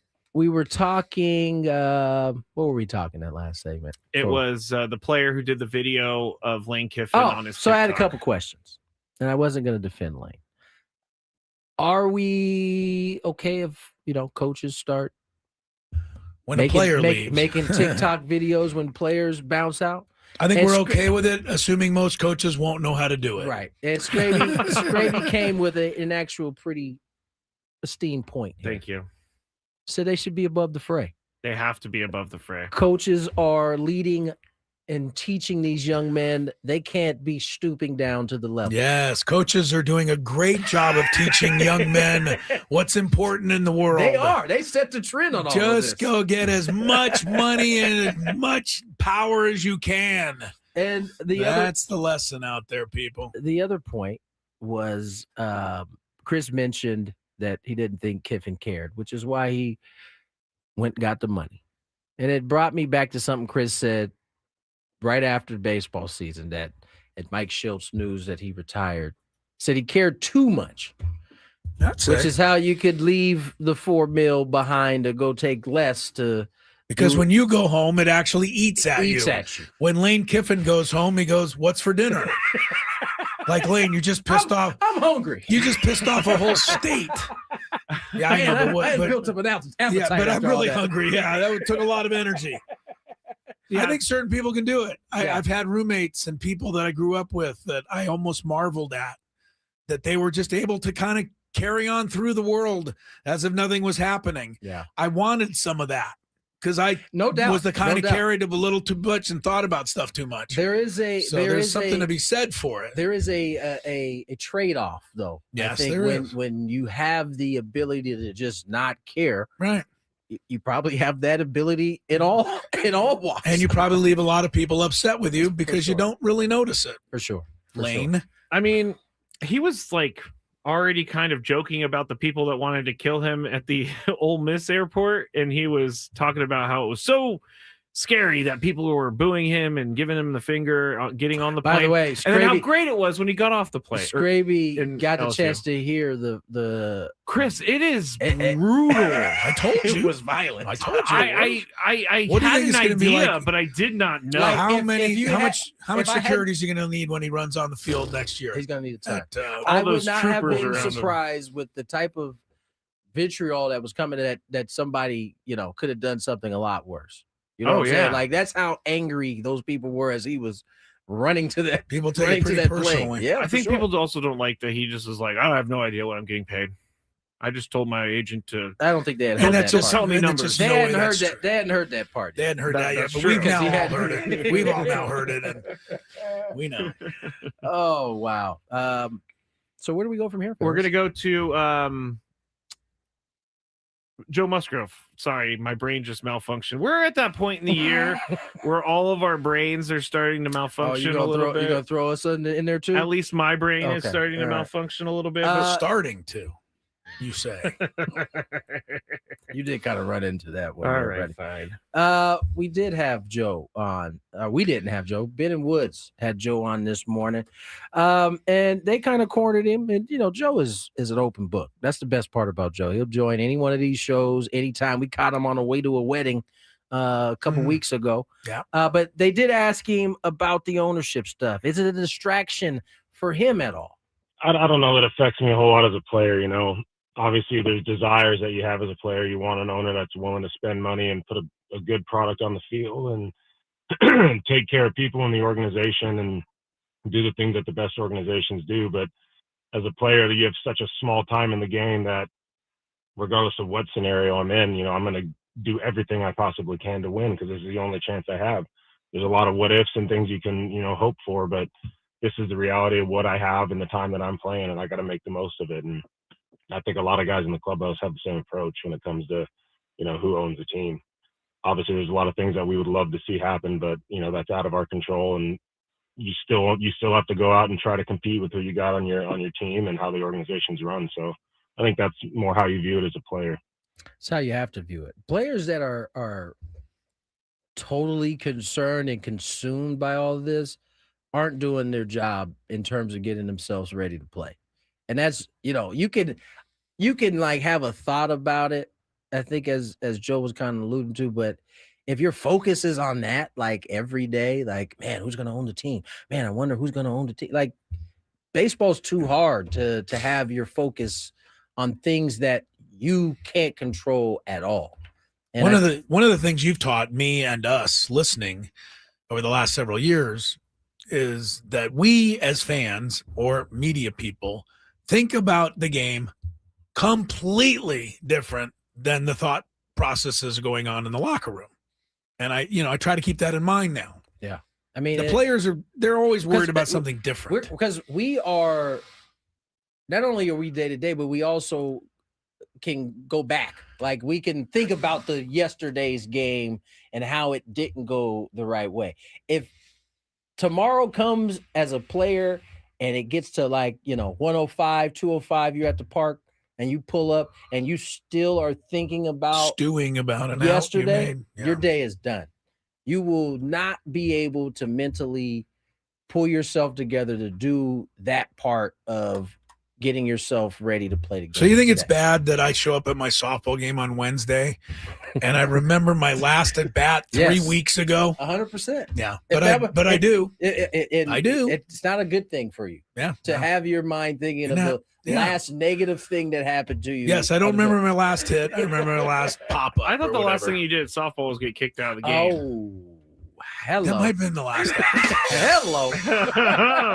Hey. You did get kicked out. That was my last game. I have not been back since. So and you said that basically that you would not see me again. Taking a hiatus. Well, it's good though, because now you're doing big time referee stuff now. When's your next game? Tomorrow.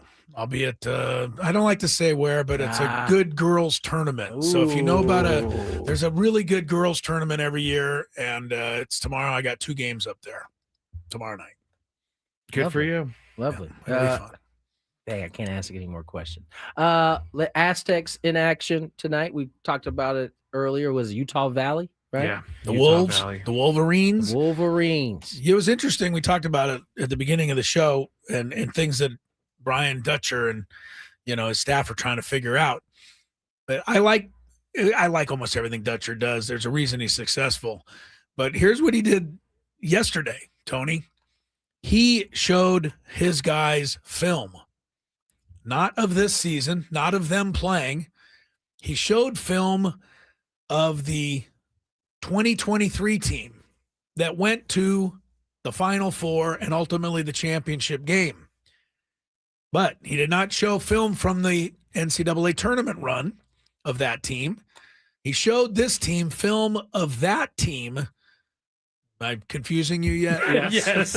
He showed this year's team film of the 2023 team. Okay. Losing early in that season and not playing great.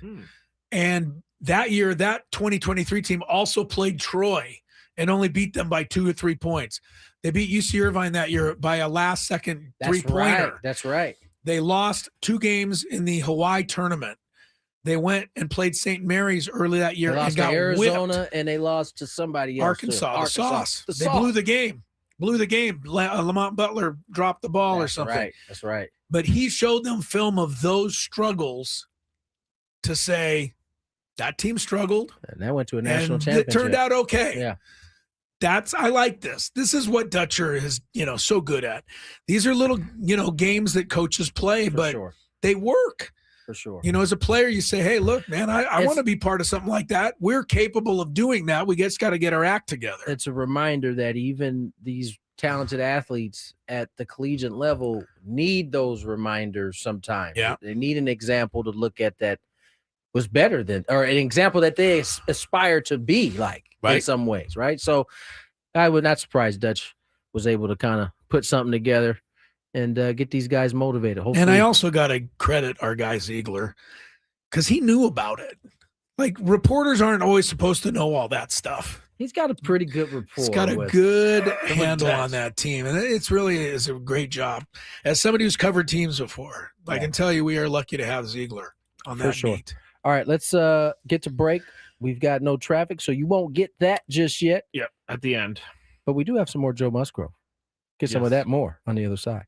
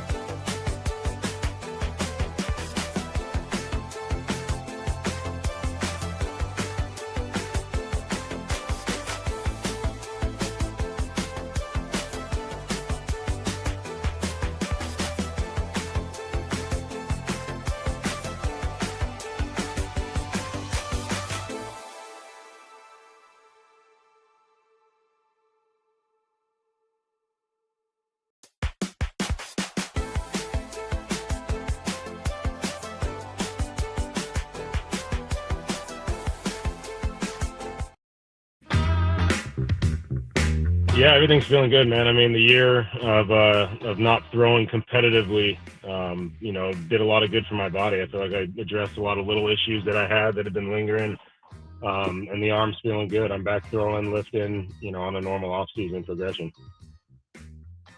You recognize that voice. Joe Musgrove. May not recognize this one quite as much, but I have to say, Don Orsillo, money with the throat coat tee. I mean, we're at the end of the show, and you got to say it's better than it was at the beginning of the show. Better. Right? Way better. So, Don Orsillo, if you're out there, thank you very much. Well done. I think the listeners appreciate it, too. I just want to say, I was screeching at the beginning. Don Orsillo had nothing to do with this. Yeah, Tony. I brought And Tony brought it in, the though. 2T. Tony said he was going to bring it in, and he did. And I remembered to bring him in. We're grateful. Did you set a reminder in your phone? I did not. You know what happened? Wow. Did you just happen to bump into it by accident? I literally walked out of my garage door 4 different times. It went back in and brought out 4 different things. And on the 3rd time, I think I was like, oh, man, I'm supposed to bring Christo's very good throat coats. We don't care just how many, Tony. You did it. You can see me though going in and out of the door. Oh yeah, I've done that a million times, and I'm like, and then you go back inside. You're like, what did I come inside for? I have no idea. Do you? Literally done that. I open the garage door, get in the car, start the car, and then I remember I forgot something. As I'm walking in the house, it always cracks my mind. Yep. Really easy to steal my car right now. 100%. I hope nobody's walking by at this moment. I pulled my car out. What I should do is stop the car, take the keys, and do it, but I don't do that. I get out the car. I've left the car door wide open. Yeah. Just come on in. We've talked about this before, but I do a lot of 7-Eleven shopping, as you guys know. And 7-Eleven people. How's your gut? I'm not eating as much 7-Eleven lately. Okay, just making sure. But people leave their cars on while they go inside the store. And I've told you guys, I want to get into someone's car one day and then move it a couple parking spots. I got a great story real quick. I took, I think it was Jordan. We went on her recruit trip out to Rhode Island. And we were kind of seeing the city.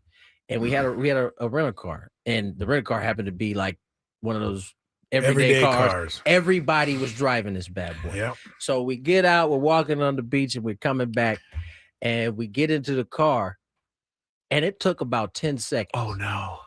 I was like, "Yo, this don't look right. I don't think this is the car." But you got in. I know, door closed, seatbelt on. Yeah. The only thing I hadn't done was reach in my pocket to put the car keys in yet. Yeah. And as I realized it, and I opened the door, my wife is in the car too. My Jordan's in the car. We all realized it at the same. We start to open, and my man, whose car it was, came out. Is starting to walk towards us. Oh boy! And then I think he heard me say, "Oh my gosh, this is not our car." And I think he kind of put the brakes on, because I could only imagine what he was thinking as he saw me Look get who out these the car. 3 out-of-towners. I've done that before. Stealing literally my car. in the car. Yeah, I've done it. I'm like, man, this car is really clean. Oh wait, this is not my car. But that's to your point. People leave their doors open, and this was on the beach, like it should have been. It's not locked. at a house. It's not like it's at 7-Eleven where you're running inside real quick. I 100%. don't get those people who do that. I'm so concerned someone will We steal. also are quick to blame others for our mistakes.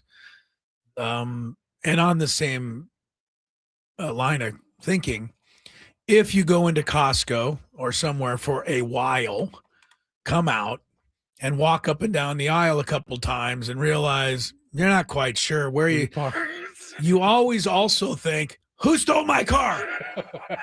It can never be your mistake. It just goes through. That's the first thought that comes to your And mind. you'll laugh at this one, Tony. When I was at the Aztec practice a couple weeks ago, they have that parking structure right next to the Viejas? shooting. Yeah. Not Viejas, across the street from Viejas. It's 2 stories, and the top story and the bottom story are identical. Yeah. I parked my car on the top. When I got out, I was talking, didn't pay attention, and I walked into the bottom. I went right to where my car was. No car, and I flipped for at least 10 seconds because it had to be there, but it wasn't. It was on the upper deck, thankfully. Yeah, I think Brain we've all done cramps. that. I think we've Brain all done it. cramps. Didn't you leave your keys on the ground or something one time? No, I left my keys in Portland.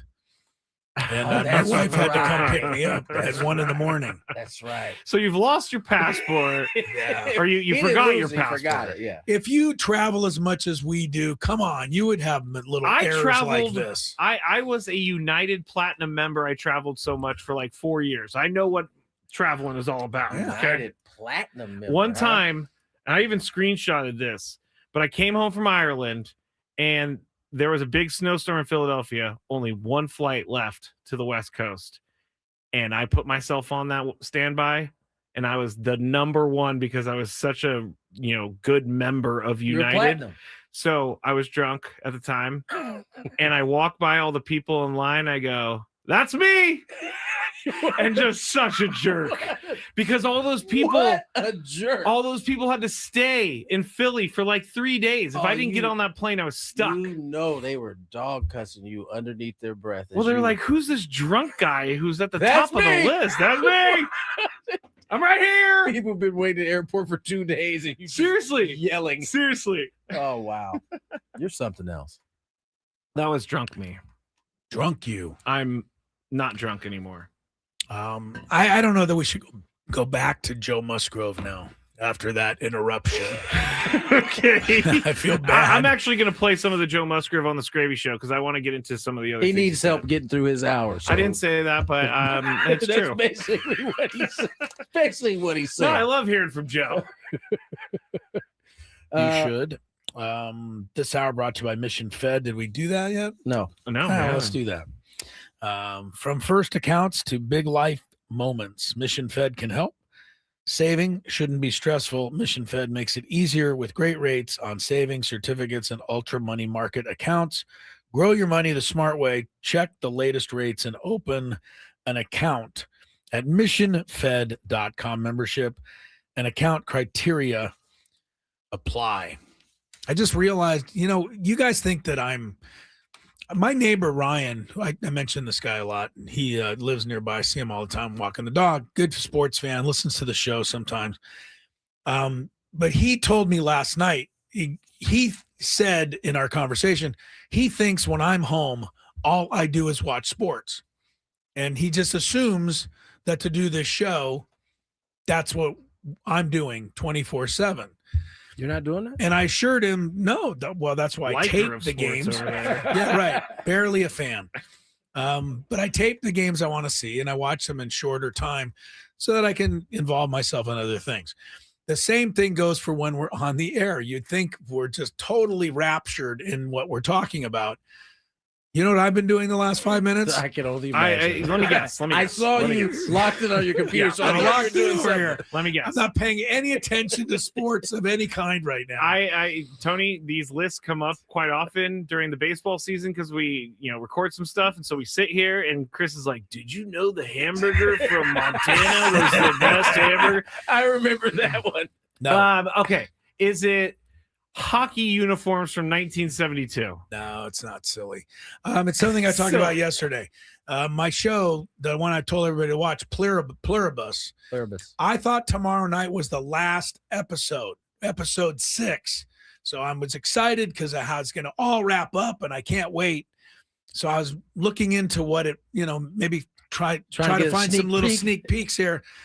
And I've come to find out apparently that it's 9 episodes. Oh, so you got a few more. So there's 3 more after I thought tomorrow. 6 was kind of short. Yeah.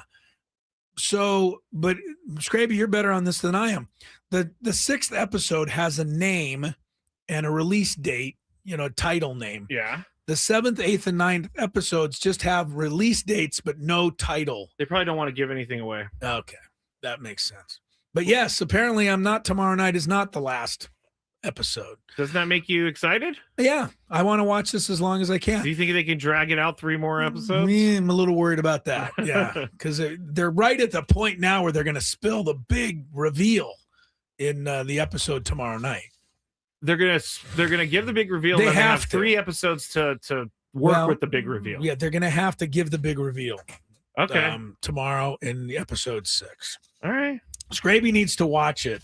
If somebody wants to loan him their Apple account for the night, he'd appreciate it. I'm going to figure it out. You're going to figure it out. I will figure it out. Because you're going to, Skraby, this show was made for you. That's what people keep telling me. Apocalyptic, science fiction, just believing and living in a world that is not really possible, but in your mind might be possible because you love that stuff. All right.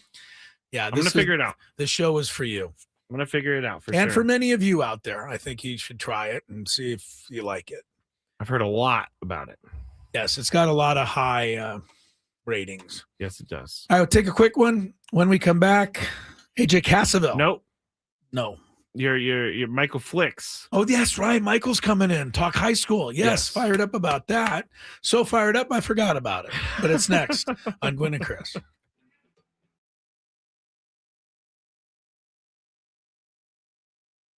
Now, Craig Stammen joins us here, Padres' new manager. And Craig, listen, I've had the opportunity to play for two managers that were in their first year, Don Mattingly and the late Ryan Sandberg in Philadelphia. Both of them had their struggles. Even though these are the best of the best type of players, they had their struggles. Where do you see yourself in terms of your staff and leaning on your staff to kind of be able to help you in those first year kind of struggles that many managers deal with at some point? You're right. I'm going to lean on my staff a lot. And I remember having, small conversations with Bob Melvin about some of this stuff. And he was talking about some of the things he wished he knew when he was a first year manager. And this was way back when I wasn't even thinking about this. We were just kind of talking. And he's like, I wish that I wouldn't have tried to do everything myself. He said, I felt like I had to be involved in everything and I had to be a part of every decision. And he goes, it's just not the case. He goes, there's a few things that I do need to be in charge of and as the manager, but I got good people around me. If I got good people around me, I just got to be able to trust them. Right. That'll be the hard part, but we're going to build that trust within the clubhouse, within the coaching staff. So I'm not doing it all myself. We're going to share responsibility. We're going to share the successes. I'll take the blame, and then we'll see where the dust settles. But I'll, obviously, hopefully gain a lot of experience where we get to the end of the season and we're in that playoff hunt. Yeah. That we're rolling and we're humming and we got a good process going. Now, you mentioned, kind of building off what Mike has done here the last couple of years, adding to his legacy. You obviously have your own strengths, though. Where do you see your strengths being able to be applied to this ball club and how it may be of help? Yeah, Mike had so much experience of organizing, how to be a great baseball team. He'd been mentored by many great managers, and he'd taken a lot from those guys. And I just listened to what he had to say about that stuff, and I saw how he did it, observing and listening to how he kind of went about his business. So a lot of the things that he did, I'm going to probably keep doing the same thing. What I think I can add is maybe just I'm a little younger. I got a little bit more energy. Yeah. I've got some relationships within the clubhouse that are maybe a little bit different. Does that give me the avenue to push them in a little bit different way, or like sneak in there to get them to do a few things that they haven't been quite open to in the past? Maybe I don't know. We'll find out. But, I'm going to treat them, with respect and hopefully get that respect back. And we're going to try to make this team as best they can be. Craig Stammen joins us here, Padres' new manager. And Craig, you're clearly coming this with your eyes wide open with this situation. I heard you say partnering on multiple occasions up on the stand there. What does that look like for the fans who are listening and may not know what partnering looks like? What exactly is that? Yeah, partnering, it's a give and a take. We have relationships with our families, our moms, our dads, our wives, our kids. It's not always my way or the highway. Right. There's got to be, even in this decision to become the manager, there was a lot of give and take with me and Audrey, deciding what was important to her and what we were going to miss by taking this, what was important to me, what I was going to miss in this, and then coming to a decision that works best for both of us. And I think those types of things can happen throughout the year with players, trying to get them on the field to do certain things in practice or in the game, but like partnering them in the way that's like, it's not just my decision. Right. We're in this together. We're accomplishing a goal together. It's not my, championship that we're going to win. It's our championship. It's the Padres championship. It's AJ's, it's John's, it's Eric's, it's Manny's, it's Toddy's. Right. It's all of ours together. It's Ruben's. We share that success together. I'll handle the blame, and then we'll do this together. Last one, I'll let you get out of here. I know you got a busy day ahead of you. Mike Schilt did a terrific job of really shielding his players. He always was the man taking all the arrows coming at the ball club. But you also mentioned being able to push the guys.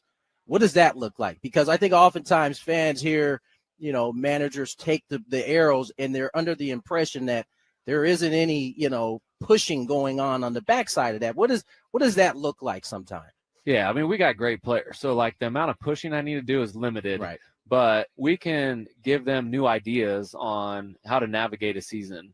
And Mike was so good at, like, handling the players and taking the arrows, like you said, in the media and throughout the season and pumping those guys up and making them feel great. But there's ways that, like, maybe they haven't been exposed to, and that's what we're going to challenge our staff to do is come up with creative ways to keep Manny Machado, healthy for a full season. Xander Bogaerts healthy for a full season as they get a little older in age, and can we have guys peaking at the right time and stuff like that? Just like open to new ideas and creative ideas, and the players will be partnering with that with the coaching staff to create something that we think will build us a championship team. Now, Craig Stammen joins us here, Padres' new manager, and Craig, listen, I've had the opportunity to play for two managers that were in their first year. Don Mattingly and the late Ryan Sandberg in Philadelphia.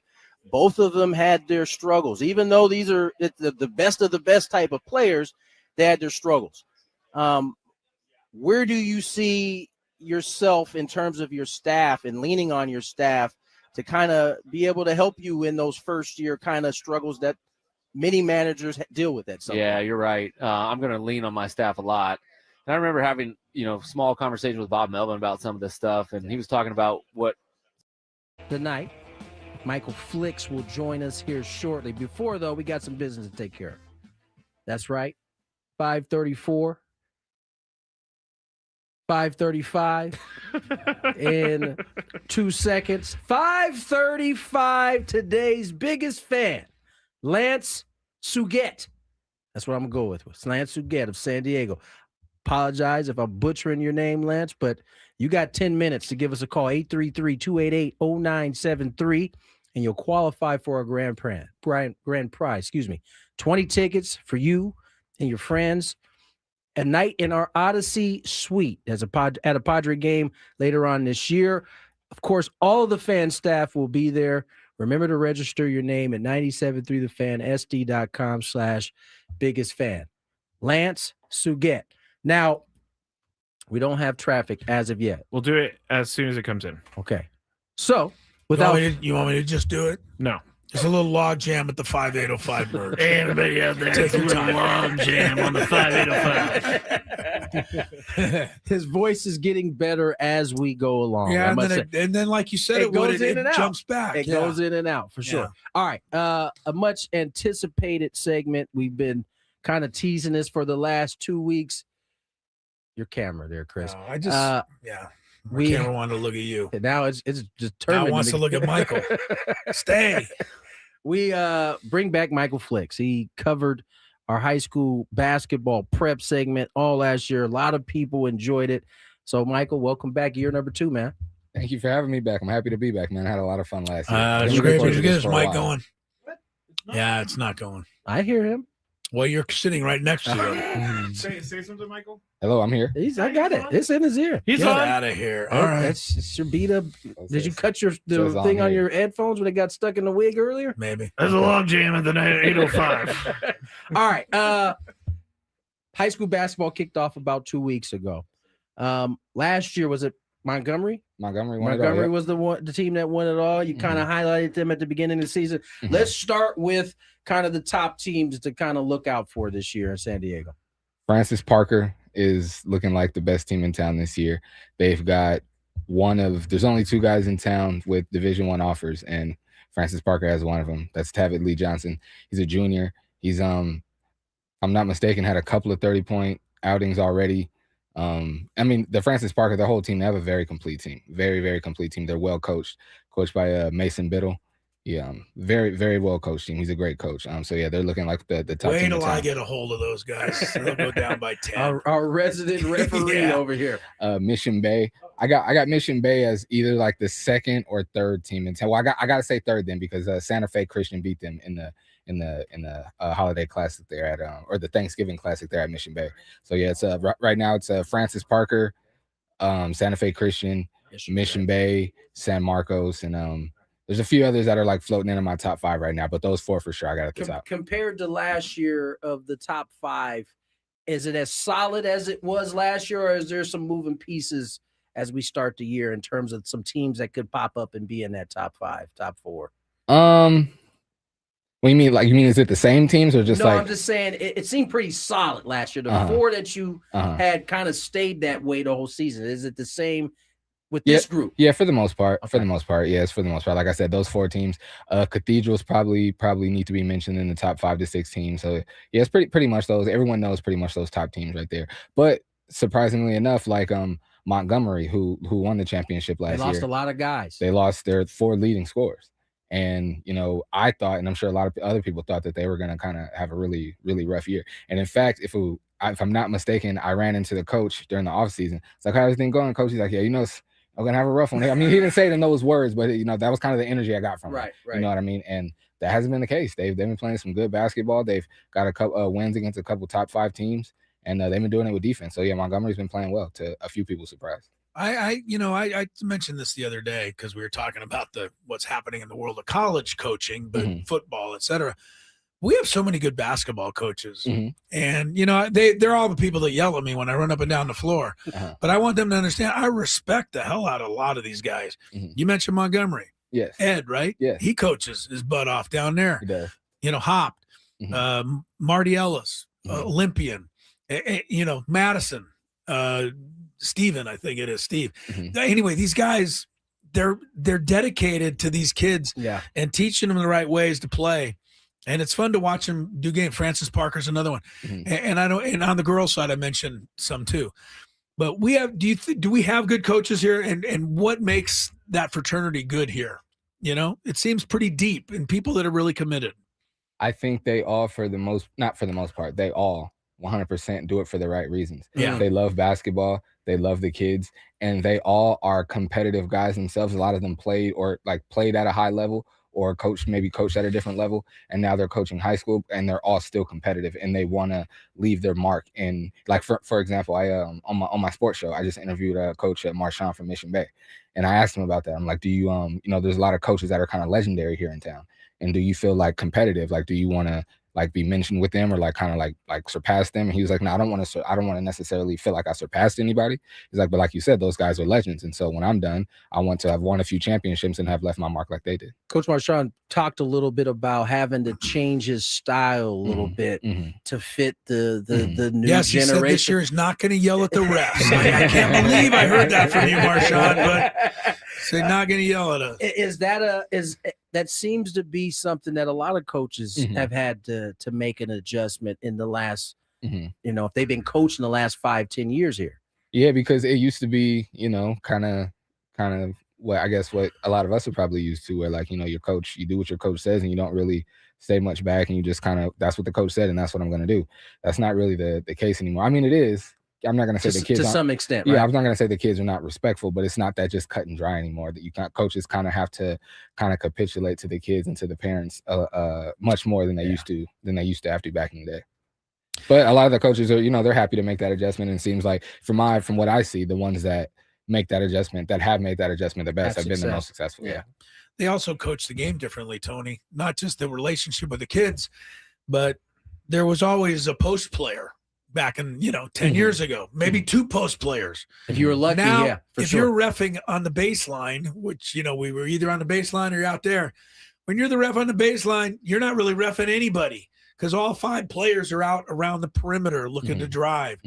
That's the game of basketball. In San Diego high school, they keep up with the game of basketball. That's kind of what we've seen a lot more of now.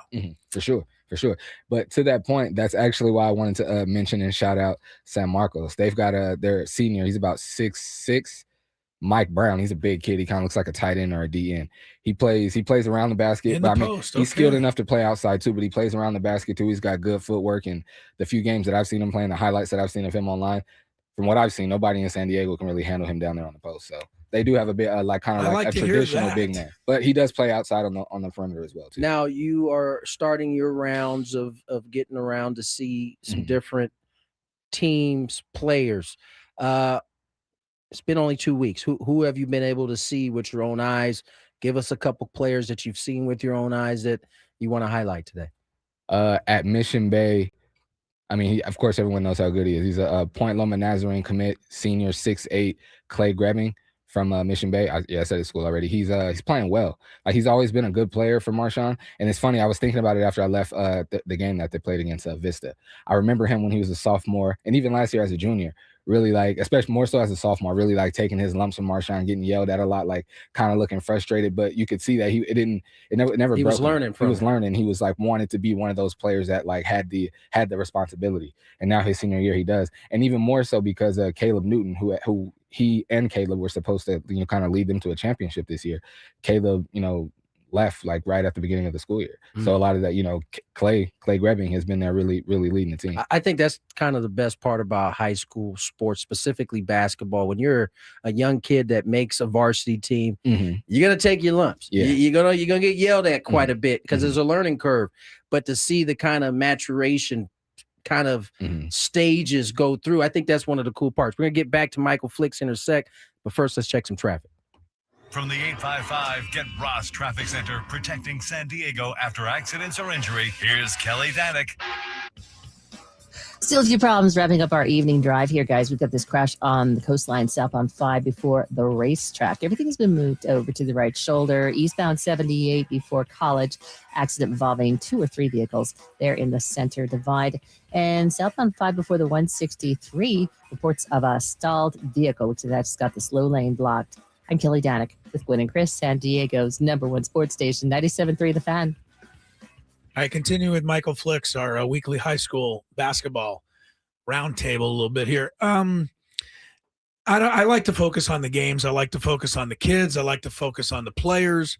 But it's a different world a little bit outside that now. Is San Diego, CIF San Diego section, do they have any input? What is, if anything, being done or trying to be done about, keeping a lid on players going here, going there, moving, changing school? I know a lot of kids transferred out of San Diego, a lot of transferred into San Diego. Is there any desire?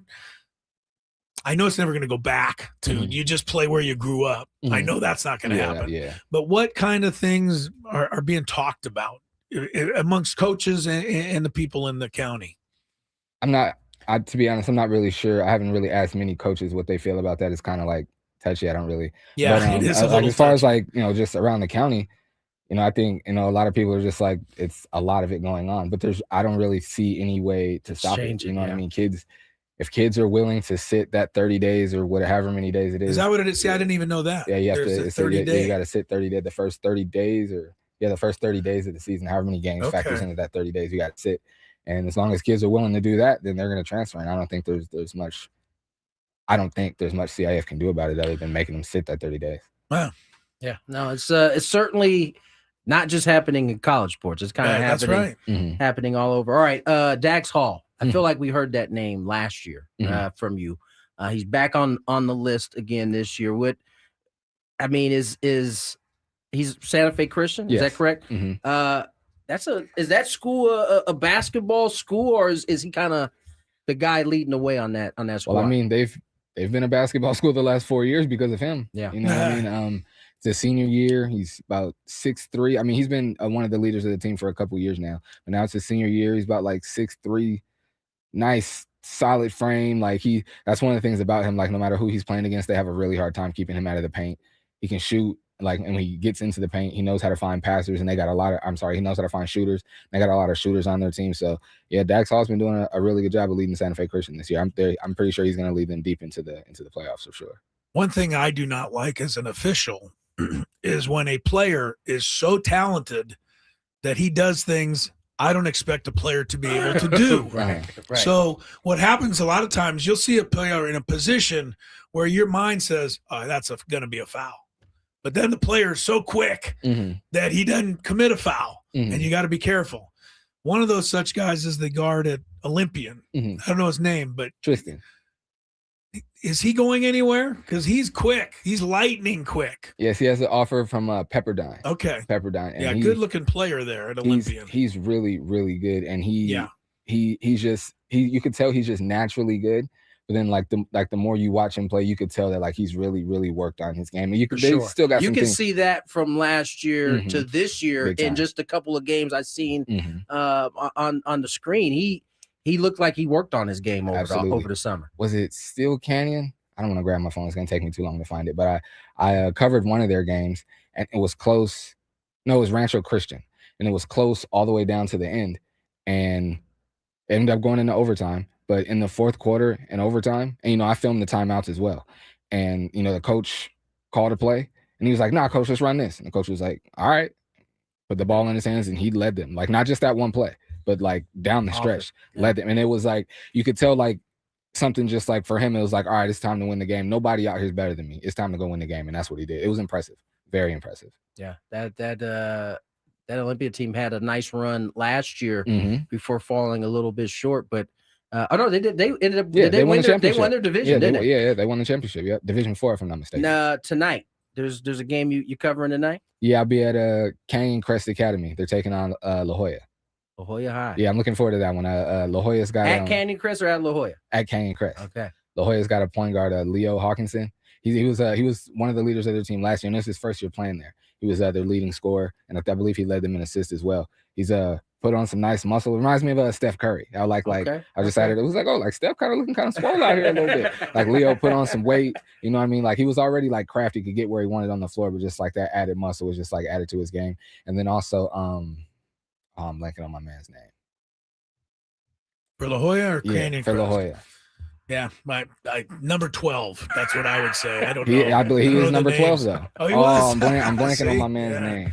I don't want to do him like that. Well, I will say this: you're going up to Canyon Crest tonight, and that's a very talented street right there, Del Mar Heights. Oh yeah, you get off. Yes, it is. There's Torrey Pines on the left. You get down to the mile. There's Cathedral on the right. And if you miss both of those, you'll wind up at Canyon Crest. Is it Jake Hunter? No, I'm sorry. I had to find it real quick. It was number 11. I'm sorry. He's senior Brody Sessa. Brody Sessa. He's Mr. Do It All for La Jolla. He's I think if Leo leads them in scoring, I think he leads them in everything else. He's like their Mr. Do It All. I love to watch him play. He's a good player. Those guys are always fun. Michael, we're gonna do it again next week. Absolutely. And until the season ends, happy to get this first one in the can. We got a few minutes left before we can skedaddle. What you got? Michael, tell everyone where they can find you Yes. on social media. Yes, Michael Flix on Instagram. Michael spelled the normal way, a period, then FLIX. And then on YouTube, it's Flix Media Network. Thank you for reminding me of that. On my YouTube, like I mentioned before, I interviewed Coach Marshawn Cherry, and we're going to be interviewing as many coaches as I can, players as well, but as many coaches as I can. I think this is a great thing for people to kind of get to know some of these coaches that Chris is talking about that pour themselves into these kids year in and year out. Michael's going to be going around the county really interviewing as many as he can. Yeah, I mentioned 5. There's way more. There's like 55. Yeah, for sure. You know what I mean? Sure. I think that's a big reason why we've seen San Diego basketball really take off in the last 10 years. As you know, these coaches are so valuable to these kids, and we don't necessarily know it all the time or really give the flowers the way we should, but they're a big reason why we've seen basketball blow up. I can give them flowers on the radio. I can't do it in person because they're yelling at me. What do you know about anything on that? We're a little early. Couple weeks. The Torrey Pines tournament going to be loaded as usual this year. I'm sure. I'm not exactly sure. Who all is come out? Yeah, but it's always loaded, so I'm sure it's going to be loaded. That's going to be my thing this year is I'm gonna try to get to some of those games, so I can see some of these guys in person. They're good, and then we can have a little bit deeper conversation about some of these guys. I think. For sure. I remember we interviewed Brian Dutcher a few years ago, and he was leaving the Torrey Pines doing some scouting. So I mean, if Brian Dutcher's going to those games, there's some pretty good players there. For real. Speaking of Torrey Pines, little sneak peek. It's not locked in yet, but speaking of coaches, one of the winningest, he might be the winningest coach, but one of the winningest coaches here in San Diego. I'm in talks with him his staff right now. Tori? It might be Tori. I'm in talks. I'm in talks right now about having one of them on the show. I'm really excited about that because he's got a wealth of basketball knowledge. So I'm looking forward to talking to him. If it is the coach of Tori, you don't have to say. Yeah, you don't. You don't. But I did one of his games about 3 years ago. We've had him on. Yeah. We've had him on a few times. Before that, we did a game. He lost by 1 point, a last-second shot. I'm walking off the court. He comes up to me. I go, oh, he's going to be mad. He goes, Chris, say hi to Tony. Man, he's thinking of Tony right now. He just lost a heartbreaker. Remember, Tony's the deer of the show. Yes, he's the guy. That's why everybody wants to say that. That's what they I mean, say. there's a ton of high school football coverage in San Diego, but there is not much high school basketball coverage. Not as much. But thanks to Michael, though. Yeah, It's that's getting what I'm up there. saying. Like, it's good. There's so many more. as you. I was about to say there's so many more too, and that's you guys are giving me so many alley-oops here, but I appreciate it. And there's so many other photographers now that are not just putting out content, but they're giving like a little write-up about the player and about like what they've been doing or what happened in that game, which I think is amazing because like you said, there's so much coverage for football and we have much more for basketball, but it's growing and It's that's definitely amazing. growing. It's definitely more sophisticated. I mean, as you mentioned, it's not just the photos. You're getting a little summary of some of these games. I think high school sports in San Diego is in a good spot, especially in those two particular sports. Next that we're talking. Next week, I'm gonna have a list of some of the people that are kind of covering basketball around the county for people to follow, and so they can stay as tapped in as they can. Wow, that's very nice of you because I would never bring up my competition ever. This man is well. He's well rounded. He wants to share everything. That means he's confident in his work. No doubt. Michael, Absolutely. as always, man. We'll do it again next week. Absolutely, my pleasure. Skraby Chronicles up next. He's got an hour to come up with something to talk about. Hey, you can talk about this, Skraby. What current NFL player said of Lane Kiffin, I think he's a good coach. I guess we'll see how it goes. Those are my thoughts. Did he go to LSU? Who is it? Joe Cool. Really? He was asked about the hire, and he wasn't too excited. I love it. Joe Burrow, man of the people. Yeah, there you go. Then he That's went why and he's smoked a playing cigar, right now. probably. Yeah, he's playing right now because the fans pay their money. Music to my ears. Cliche. Have a good night, everyone.